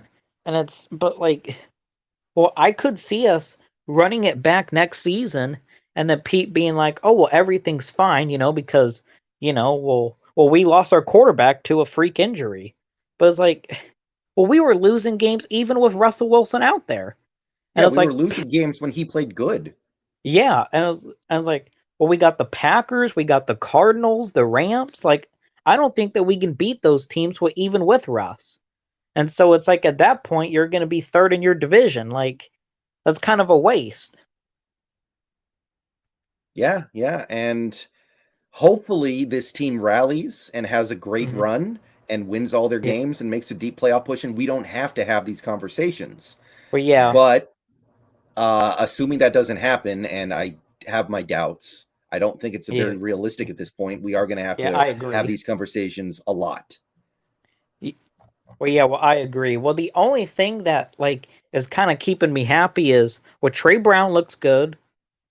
The Darrell Taylor, and you might have something with Lewis and Eskridge and Metcalf, and so those people can be your those people could be like the people that you build around.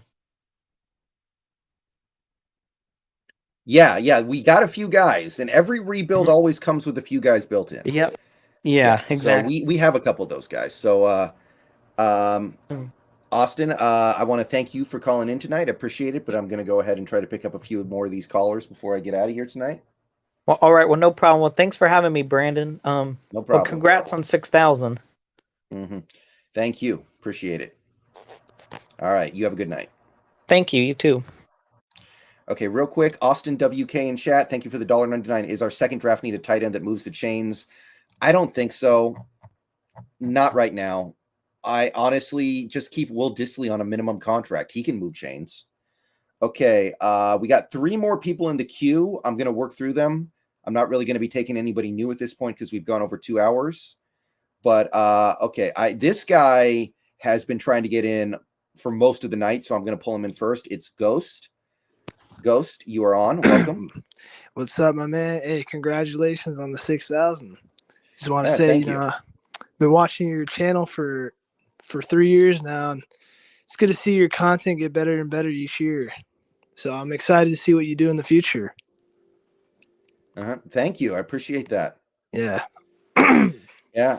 So we're at the halfway point of the season. We're in this bye week. We got a big game against the Packers coming up. Where's your head at with this team? This is probably the most interesting part of the season. You got Russell coming off an injury. You got Chris Carson. You got Dwayne Eskridge. I'm kind of excited to see. He reminds me a little bit of Percy Harvin with his speed, and you saw flashes of that in the first game. Of course, Russell Wilson. We already know how good he is, and it's more exciting to watch the Seahawks with him. Mm-hmm. So I'm low key, interested to watch this team play. Yeah, it hasn't been fun these first 8 games for the most part, but I want to see what happens next. Yeah. I hope to God Aaron Rodgers does not play. Obviously, you see what he does against Seattle, and I know people are saying, "Oh, we've seen how Aaron Rodgers looks when he's unprepared." There's one team that you could go unprepared against. It's Seattle. I feel like for some reason we always give up stupid games like this. You know what I'm saying? So there's one team you could go unprepared against. It's Seattle, especially how good Aaron Rodgers is. And he's a veteran. He's been in the league for a long time. I don't think him having COVID should really affect, even if he does play, how good he is. I don't know. I'm just waiting to see how he looks. Hopefully he doesn't play, though. Yeah, I think he will play, but I think it's reasonable to expect him to be off his game.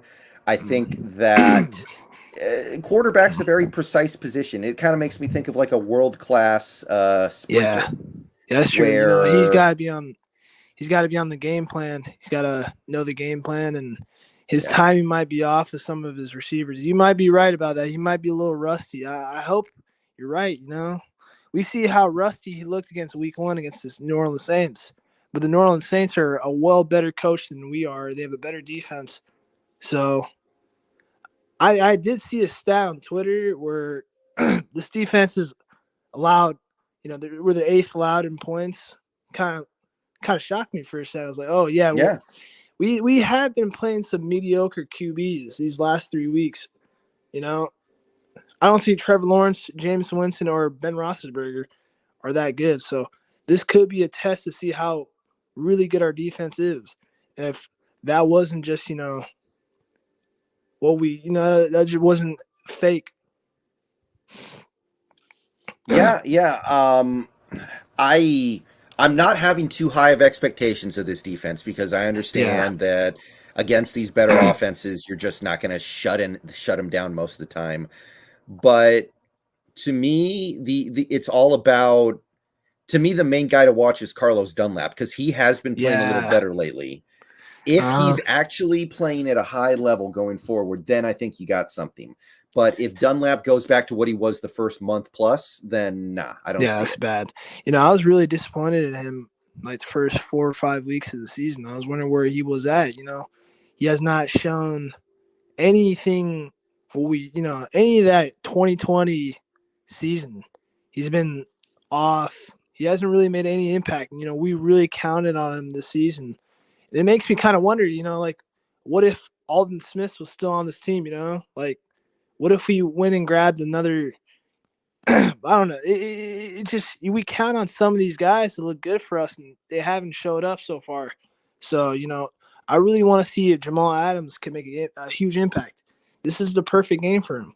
We signed him huge money for this kind of stuff right here. He's got to show up. Big players show up in big games. So we got to see where we got in Jamal Adams.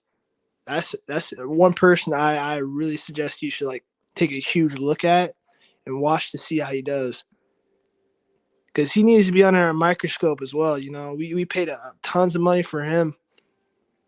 He's been solid for us, but he's not, we could get that out of someone like Bradley McDougal, Mm-hmm. Yeah. I'll always say that I don't think that Jamal Adams forgot how to play football. I feel like we just brought him in without a really good plan on how we were going to utilize him, and we're paying for it. I cannot believe that any team would be dumb enough to trade that many assets for a player they didn't. We did it with Jimmy Graham. At this point, I'm just kind of used to it. I was pretty shocked that we did it. I was like, Jamal Adams is a great player, but I would not trade that many first-round picks for a box safety. I'm just not doing that. That's just not something you trade. Cornerback, okay, maybe. The Jalen Ramsey trade made more sense. You don't find that many good cornerbacks. Safeties, you can't grow cornerbacks on a tree. You know what I'm saying? So the Jamal Adams trade, it was just another reason why I believe Pete Carroll should be gone. Just throwing away our draft picks for no reason. I think you could make an argument that the Jamal Adams trade alone should be enough to push a coach out or a GM out. Oh yeah, it's looking really bad on him this year. We're finally getting to see a lot of people talk about, even I think it was after the Saints game, you started to see sports medias talk about Pete Carroll needs to be hold accountable. And that was the first time I've ever seen mainstream media talk about how Pete Carroll needs to be hold accountable. And then Seahawk writers, you pointed this out in your video, how you see a lot of Seahawk writers, sport media are holding Pete accountable for the job he's done this year. To be fair, he hasn't had his QB, but still, it's 4 or 5 years we've had a mediocre defense. It's crazy. We trade away our assets for guys who don't work out. We're trading away draft picks. And, you see Russell Wilson, he's kind of covering up for a lot of mistakes Pete Carroll has done in these past few years. Yeah, I think that a lot of people, they just look at our record and they say, well, we're winning more games than we lose every year, so obviously Carroll has to be fine. Now that we're finally losing, people are observing things a little differently. That would be my thought. And they're like, wait a minute. This kind of sorry, go on. Sorry for cutting you off. They're noticing hey, this team can't draft. Hey, this team isn't signing any big free agents. Hey, this team hasn't been good on defense in years. So they're picking up on these things now. I've been starting to notice, Pete Carroll's flaws back in 2016. There was some games where I was like, what's going on? I stopped really, when I was I'd say, as more I grew older, I stopped kind of blaming the players. Why is Trey Flowers out on the field to begin with? He would not start on most NFL teams. Why is this guy we go out, we have tons of cap space in 2020. We signed Greg Olsen to a $7 million contract. He came catch a drag route. It gets pick sixth. And, he comes out and say he has buyer's remorse. We didn't even want you to begin with. You know what I'm saying? I wasn't excited about that signing when we made it. Yeah, I really wasn't. When was the last time we seen a exciting free agent signing that we're okay, this guy actually, really, even draft pick, the last exciting, Darrell Taylor was an exciting player. I was excited for DK Metcalf. That was the last time I can remember. Malik McDowell was excited for. I saw him this guy looks like a freak of nature.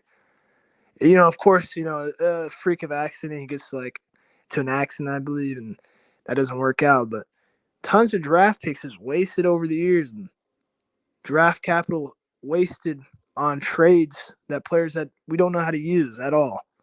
Jimmy Graham, good example. We make him block for no reason. That's not what he does.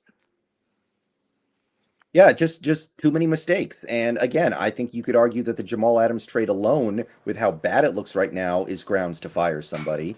So when you add that in with the LJ Colliers and the Rashad Pennies and the Malik don't even get McDowell, started on LJ Collier.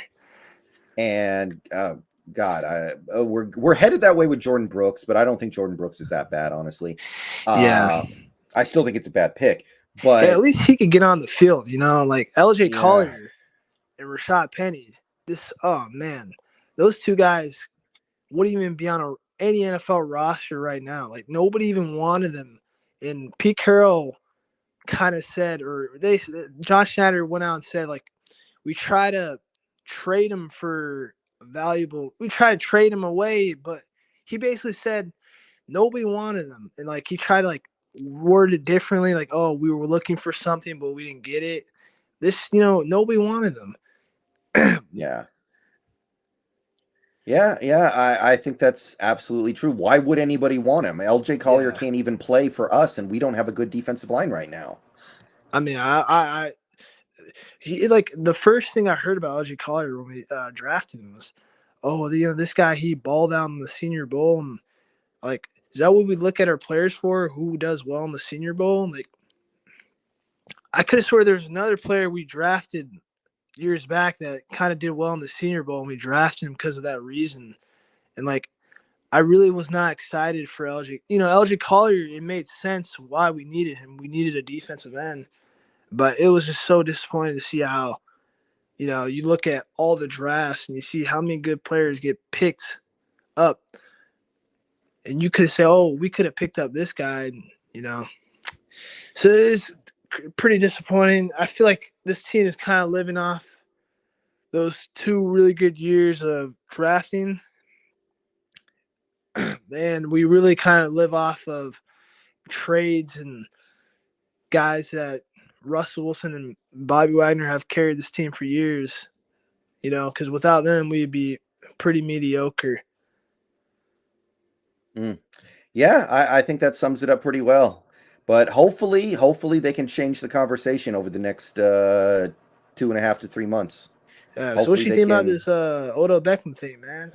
I mean, I don't know if he's actually going to help this team, but I do want to go for it because we need to do something to re-roll the dice a little bit. Yeah, like Seattle has done this for many years now, where we had like guys like Julio. We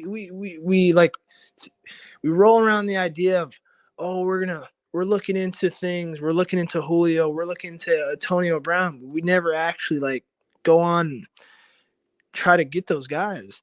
Like, this is what John does. John just says, we're interested, just so the public can see, oh, we're trying to make Russell happy. But we never actually see us actually try to go out and send an offer towards these guys. And about the Odell thing, like, you got to pride yourself in making your star QB happy. Get him Odell Beckham. Like, if Russell Wilson goes out in the offseason if we even get up, say for instance, we get Odell Beckham. If Russell Wilson this offseason complains about, oh, I don't have that much weapons, you can say, we gave you everything you wanted. What I'm saying? There's nothing Russell can blame after that.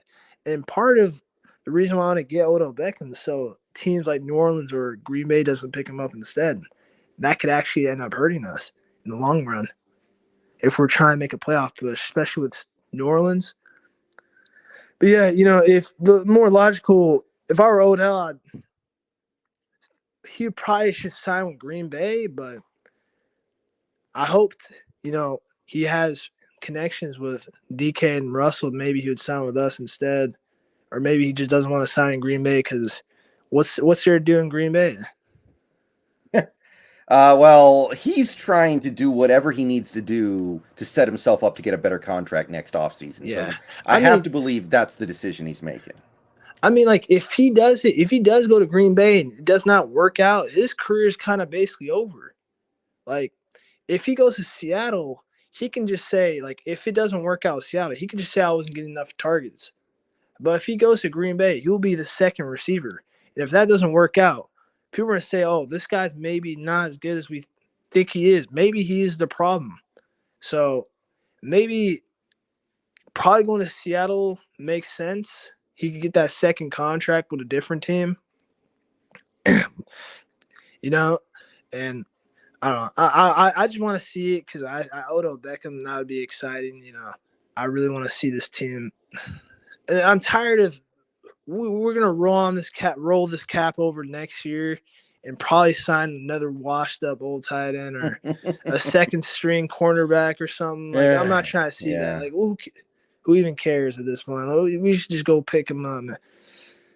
Yeah, that's kind of what I'm starting to land on as well. But Ghost, I want to say thank you for calling in tonight. Yeah, that ain't no problem. Appreciate it. I'm gonna get to these last couple callers, but I want to thank take you it for easy, coming bro. out. Hey, congrats on the 6,000, man. I can't wait to see you keep growing. Maybe next month, 7,000, bro. Keep grinding. Maybe. All right, keep grinding, You have man. a good Take night. it easy, man. Okay, Tehran, I think. Tehran, is that you? Tarn. How you doing tonight, man? Doing great. Congrats on 6K, by the way. I appreciate it. Yeah, and also happy early Veterans Day to all of the great service members. So I had a few questions for you about the Seahawks currently and how you think they'll look in the future. So our next first round pick is in 2023, I believe, right? Next first round pick, yeah. Yeah, so do you think we should – is that the year like Arch Manning will be available, or is that like later down the line? I am not sure, and that would depend on how he plays, right? Like if he plays really well, he would declare. If he doesn't, then he wouldn't. So I don't think we can assume that yet. And if Archie Manning is who we think he is, you're going to need a very high first round pick to get him. Which is why I'm saying, like, I think the year before he declares for the draft, we should just trade Russ, trade maybe like Bobby Wagner if he's still around. Maybe if it's maybe it's like the last year of Jamal's contract, we can move off of him potentially. But anyways, just a quick question I had about that. My other thing is I just recently did a mock draft on the Seahawks, and I was wondering if you could rate it so far. Okay, I'll try. So currently at Seattle has pick 42, so I just went with Trent McDuffie a cornerback out of Washington. Hometown guy. Yeah. I think with him, maybe Trey Brown in the slot and then DJ Reed on the outside, our secondary issues should be solved for the most part if Jamal can start covering. Honestly, Jamal's cover numbers this year have been really good. It's the main problem with Jamal is he's not making any big plays to me. I think he's actually been pretty good in coverage this year for the most part. Mm-hmm. But anyway, Trent McDuffie, yeah, he's good. I would like him. It depends on what direction you go this offseason, though. Do you keep Wilson? Do you trade Wilson? Do you keep Carroll? Do you fire Carroll? Do you keep Schneider? There are some questions there, but in a vacuum, I think Trent McDuffie will be a good pro, and I like that general idea. Yeah. I think speaking of Pete Carroll, I actually don't think it's a good idea to fire him, mainly because, one, I don't think you need a rookie head coach. I think Pete's been with Russ for all these years now. I think what you do is you make sure Pete is not having influence on the offense. Sorry about that. And also, like, just he shouldn't be controlling drafts or anything. That should be John Schneider's job. So I don't know why he has like this much influence over the team. I mean, obviously it's due to him having long-term success, but he should get restricted in certain ways, hopefully. But I don't think our owner is very good, so that probably won't happen. And then if he just focused on the defense, then we might have a really solid unit. Waldron with the offense, Rams-type system going well. Eskridge then probably won't be too much of a bust. Then we'll be probably set for a couple more seasons of hopefully deep playoff runs, but I mean, that doesn't seem likely. Yeah. I don't know about Carroll's ability to coach defense anymore either, because it seems like a lot of the Pete Carroll stuff has been figured out, and I don't know if he can adjust to it yet. Last year, we saw a little bit of it with the Bear fronts. We did do some positive things there, and I think we genuinely did have a pretty good defense at the end of the season. But what he did was sort of empower our players to lean on their talent, and that was great when we had the most talented defense in the league, which we did, but now we don't. It's going to be really hard to get that back. I'm looking for somebody who can coach a defense in a way that's a little more deceptive, guys who can get great results out of lesser talent, and I don't know if that's Pete anymore. I mean, like in Pete's defense, this team is still like I think 8th in points allowed this season. So no matter how many stats you throw at me, that's the number one I care about. Sure, they might be giving up all these yards, but you know if they're converting into field goals or if Diggs is getting interceptions in the red zone, then that's perfect. Speaking of Diggs, do you think we should pay him before he becomes a free agent rather than like paying Dwayne Brown or I don't know, giving some guy like J.C. Jackson a big contract in the offseason? I kind of still feel like the answer is no because I don't want to pay that much money to safeties. Like, I don't think safeties matter enough for me to be willing to spend that much money a year on safeties. I'm not totally against it because I do think he's genuinely a very good player, but I am not a big fan of spending that much money at one position that, you know, safeties can impact the game, but they can't take over a game the way other positions can. It's just not something that position can really do. So I am kind of a no, but I am closer to a yes than I was before. Yeah. I mean, it seems like he's going to have another Pro Bowl season, so I was just thinking about that. And I think you mentioned earlier there was only like one other replacement for Dwayne Brown, Teron Armstead. Yeah. I did see Trent Brown was set to become a free agent, which I thought was pretty interesting because I think he's someone who could actually – I think he's having a pretty decent season with New England right now. I think he's at left tackle as well, so you could pick him up for slightly cheaper. I also believe Taylor Decker is set to return from injury and will probably become a free agent due to the Lions drafting Sioux. Taylor Decker's not bad. That's not bad. So, so you have a few extra options for just in case, you know, you don't want to dish out like whatever $18 million a year to Teron Armstead. Yeah, my thing is it's got to be somebody really special. Like I look at Trent Brown and I say, well, he's good in New England. Would he be good anywhere? Teron Armstead will be good anywhere. Because he's an all-pro level player, I think. Trent Brown's good, but would he be good enough for what we're trying to do here? We do have a quarterback who is hard to block for. We just do. And I've seen both extremes of that. Matt Hasselbeck was easy to block for because you always knew where he was going to be. Wilson, you don't know where he's going to be as an offensive lineman. He could be where he is. He could be in the pocket or he could be outside the pocket at any given time. So that's a hard job. And Taylor Decker's a little more interesting because the Lions are going to have to move on from him because of Sewell, like you said.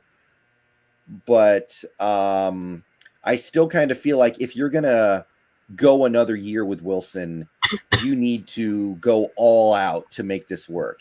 You can't, no more trying to just go part way. You got to go all the way. Yeah. I mean, I kind of get it with Wilson. He has like this huge scramble ability, which, you know, it's great for extending plays and getting deep down the field. That's what makes him special. But it's also a liability because you give up sacks. And I think that's just the reality you have to accept, which means that if we actually implemented this like Ram scheme that we're supposed to have, I haven't really seen it at all because it just seems we're doing deep shots every play and rarely throwing like short passes to DK or even Tyler or the tight ends, even Freddie Swain, who I thought actually has been really good when he's had the opportunity to play. So I think this team needs to just take a step back, maybe simplify the playbook slightly or include more intermediate short throws. And one last thing going back to like free agency and all, any running backs potentially that could be good behind Carson because he always seems to be missing like 4 games this season. So and that seems to really impact us because we seem to just want to run it up the throat every game, and then hope we win in the fourth. Their running backs are relatively. I think running backs are relatively easy. Marlon Mack is going to be out there. I think I kind of like that. So I would probably put him at the top of the list, but I'm not worried about running back. Running backs are easy to find. That's my position on it. You have to put effort into it, but there are running backs all over the place. Yeah. Yeah, I just saw a comment saying that like we have Stone Forsyth, but I don't think that he is exactly ready or he'll be ready soon enough to be a great a proper solid left tackle for us. I don't actually mind playing him at right tackle next season because I think he'll be a bit better in run blocking rather than pass protection. If I remember looking at his footage and all. But we need more than anything. I think we need a center, maybe a right guard, because I don't know how long Gabe Jackson remains on the team. I mean, I know his contract says he has 2 years left, but he's looking to retire probably soonish. And then Brown is obviously the last one. So what was I going to say? Any like interesting guards or tackles or even a center who could potentially be good replacements in the future? Oh yeah, I've done a little bit of scouting. There are definitely some guys. My favorite is Daniel Falele from Minnesota. He's currently projected to be a second-round pick. I really like him. He could be a right tackle day one if you drafted him, I think. Potential future left tackle. There are options out there, but you got to be really careful with putting a veteran QB behind rookie offensive linemen is the thing, because they are going to make mistakes because they're rookies. Mm-hmm. That's kind of my thing. That's why the veteran to me is you got to go with veterans. You got to get the veteran left tackle from New Orleans. You got to get the veteran center from LA, because even if you get a really good rookie, you don't have time. Mm-hmm. Mm-hmm. And yeah, so anything else you want to say, Tehran, before I move on to the next scholar here? Anything else you got?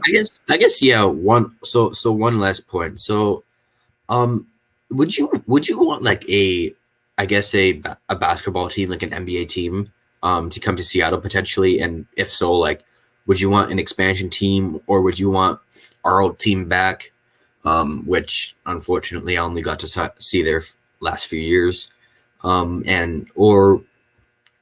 would you want a team like the Pistons, or I think the Timberwolves are looking to move? I would definitely want my own team if possible. I don't want to steal a team from anybody else if I can avoid it. Now, if that ends up being the only choice, then so be it. The Timberwolves don't have the greatest support from fans anyway, but I would rather have my own team personally. Oh, okay. Thank you. And once again, congrats on 6,000 subscribers. Hopefully you can reach 7,000 very soon. Oh, no problem. All right, man. Talk to you later. You have a good evening. You too. Enjoy your night. Okay, we got one more caller to bring in here, then I'm going to call it for the night. Mafuzz. Mafuzz, are you there? Yeah, hello. Could you hear me? Yeah, I can hear you. What's up, man? Sorry it took so long, but the queue really built up there. Oh, no, you're good. You're good. So, what's up tonight, man? How you feeling? Oh no. I think I don't know if it's just me that has like a very positive mindset about this team right now, but like I just feel like we have a chance at still making the playoffs. You know, given the fact that we have like all our some players coming back, rust and stuff like that, and we're only like half a game or one game behind, if I'm not mistaken, from the 7th seed. And yes, that is correct. Yeah, I just feel like, and I don't know, like this is obviously a very, very long shot, but like Aaron Rodgers may be missing this week potentially. I don't think it's gonna happen, but that, and then Kyler potentially missing the next week after that, which is a very, very slim chance, because I think he was questionable or game time decision last week. So yeah, obviously there's a chance that it's still, but it's still a possibility. But yeah, once we make the playoffs, anything could happen from there. I don't think they're gonna win it all, obviously, but yeah. Yeah, there is some reason to be a little optimistic about things right now. I'm not there yet. I want to see them actually put it together. I still don't feel like the team was playing that good when Wilson was healthy. I don't feel like this defense is where I expected it to be, even with the improvements of the last few games. But the thing is, there's a lot of variance in the way teams play from week to week. Things change quickly sometimes. Like if you look at a team like the Bills that was dropping 40 points on everybody and just kicking the crap out of everybody, suddenly they score 6 points against Jacksonville. Yeah. The Cowboys offense looked unstoppable, and then they got shut out in the first 55 minutes against the Broncos at home out of nowhere. So weird stuff happens in the NFL, and momentum is a big thing in the NFL as well. If this team can string together 2 or 3 good games in a row, they could just get rolling from there. Yeah, not only that, but like for example, the Vikings, I'm pretty sure they're either the 7th or 8th seed right now, and like they have a very tough schedule. Not only that, like the Panthers also have a very tough schedule. The Saints also have like their quarterback situation obviously not really good right now, and Michael Thomas out for the year. So like a wild card, I just feel like we have like a very good chance at making a wild card. But I feel like the reason I'm very positive is because like I don't know how much of your audience is young, but like I've been watching them since like 2011ish. So like I've always been used to seeing them win. So it's just like it's kind of setting in that in a couple of years we're gonna be bad and we're gonna need to rebuild. So it's like maybe we can get a couple more playoff runs in before that time comes in. Yeah. I've been watching the Seahawks since 1996. I've seen them be bad. I've seen them be good. I've seen them be mediocre. So I've experienced the ups and downs. That also gives me the perspective to see things like there is life without Pete Carroll. There is life without Russell Wilson. If one day the day will come where we move on from those guys, and when that day comes, then so be it. Which I feel like some people who only know Russell Wilson and Pete Carroll have a little bit of a harder time doing. Yeah. But it does make me respect. It does make me appreciate the value of having a team that is good, even if they can never quite get great. But I really want to try to be great now while we have things like a franchise quarterback. That's my thing. Yeah, absolutely. Like the thing that gives me like the most fear is like, let's just say we have like an okay-ish year this year. Like we don't make the playoffs, but you know, like we're like the 8th or 9th seed. Like we're not like a horrible team by any means, but we're not like a playoff caliber team. And then we break it, like we just like fire everyone and stuff, and then we turn into like the Browns from 2016 or 17, just like horrible draft, no QBs, and just like win one game a year. Like that would actually like that's what like gives me the most fear. But yeah. Yeah, and that's possible, but you got to take risks at a certain point. I mean, the Eagles blew things up, and 2 years later they won the Super Bowl. The Rams blew things up, and 2 years later they were playing in the Super Bowl. So at some point you're going to have to rebuild. You're going to have to just blow it up. And the more control you can have over that process, the better. That's what I try to say. You don't want it to happen because the whole building collapsed on you. You want it to happen because you detonated the building in a controlled explosion and had a great grasp of everything that was happening with them.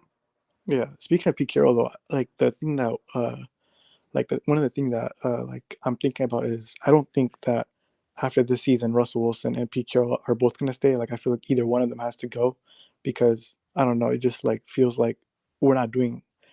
I'm not saying that we're not doing enough for Russell Wilson, but like even like the past couple of years, like Antonio Brown is one person, like Julio Jones, Odell right now too. Like there's so many players that not only are they big names, like I don't know, like maybe they wouldn't have been great on the Seahawks, but you know, at least you could like see that like they're putting effort to help Russ. I don't know. But and not only that, but they've been like relatively cheap. So but I just feel like yeah, the effort they put in seems to be in the wrong places. Like they'll go crazy to bring in Jamal Adams. Yeah. But then they won't lift a finger to go get Antonio Brown. And I'm not saying that Antonio Brown's better than Jamal Adams, but what I am saying is that the team that had Antonio Brown last year won the Super Bowl, and the team with Jamal Adams didn't. So yeah, and he was producing well too, like especially in the playoff run. He was like what, like 100 yards per game and stuff. Yeah, he's been pretty good. Yeah. But not only that, even if you're gonna get Jamal Adams and like try to help the defense, like for example, I don't know if you've been watching the Panthers closely, but Gilmore has been balling out. Like even like I don't know if it was this game or last like 2 weeks ago, like he was playing against Kyle Pitts and like manning up, and he allowed like 8 yards all game. Like excellent defense. And what do you? I don't obviously like it's because it was his hometown team that they got him cheaper, but I think if he offered them like like a second round and like I don't know another fourth or fifth round, that could have gotten done. Very, very true. Very true.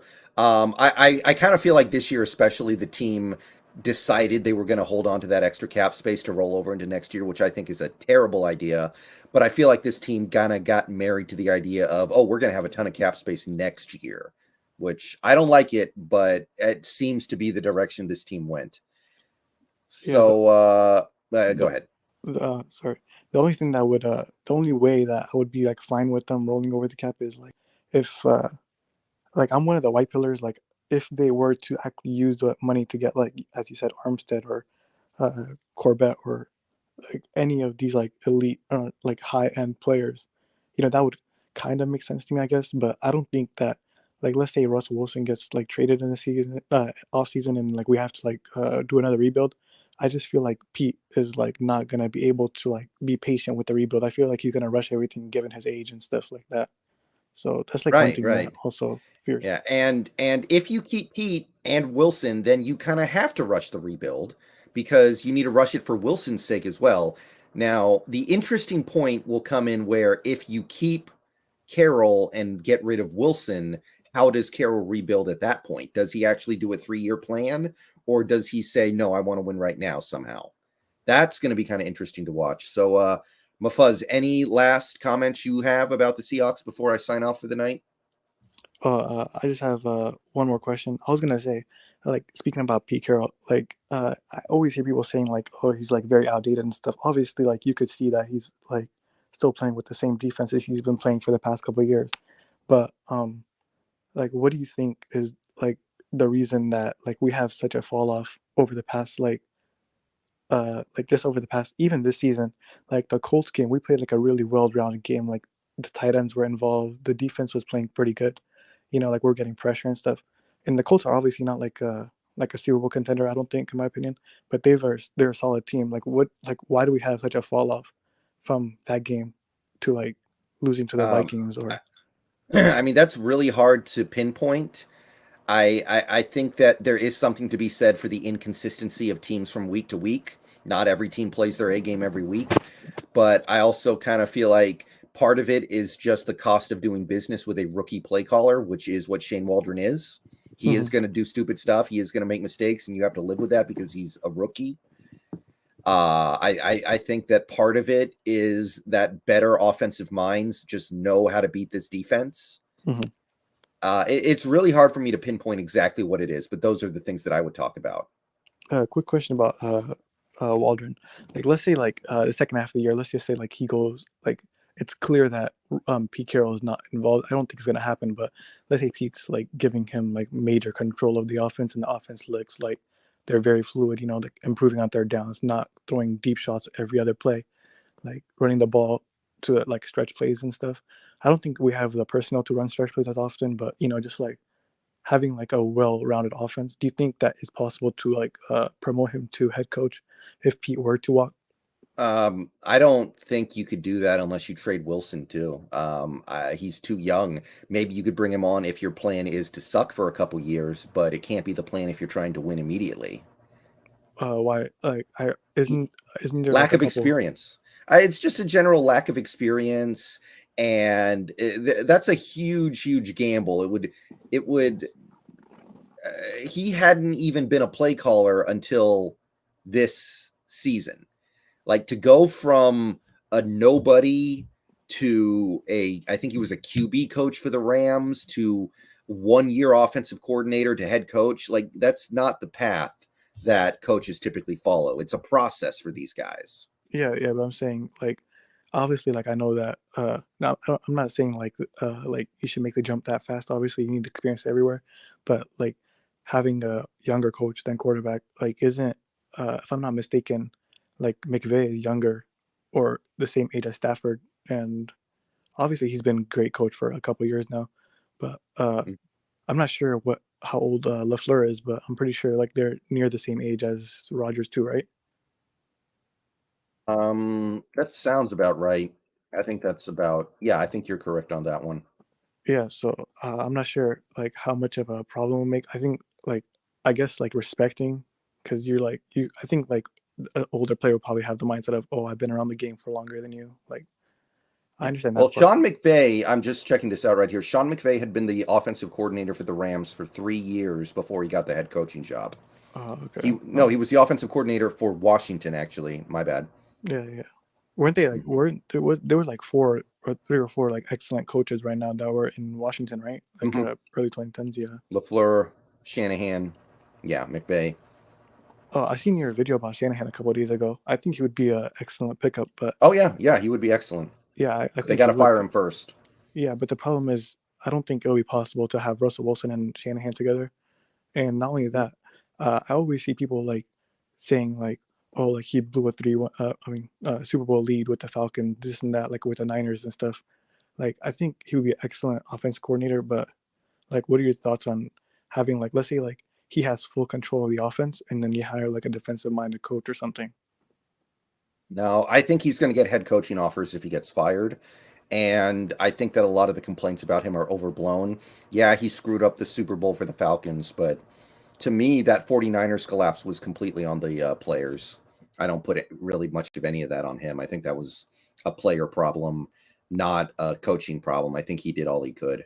That would be my take on Shanahan. I think he's great.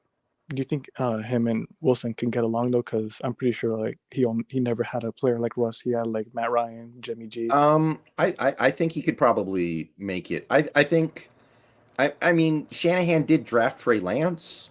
That was the point that Hawks Nest made when we were streaming a couple weeks ago. He did draft Trey Lance, a guy who plays the way Wilson does, a gamble, not the sure thing. So probably given that. All right. So Mufuzz, I want to thank you for calling in tonight, but I think that's going to do it for me. It's almost 10 o'clock here. All right. Congrats on 6K though. Thank you. I appreciate that. I will talk to you in the future. But for now, you have a good evening. You too. Okay. So we've been going for almost 3 hours now, so I'm going to go ahead and cut it here. I know there are a couple people who wanted to call in but couldn't get in. Sorry about that. Leland Kimble, thank you for the $5. Congrats. Yes. Very, very happy with the way things have been going on my channel lately. And I may stream something later tonight. I may not. I don't know. But I got to step away for a little bit. Thank you, everybody, for being here. Thank you for all the people who called in. Going to do this again in the future. But for now, I am out. Go Hawks.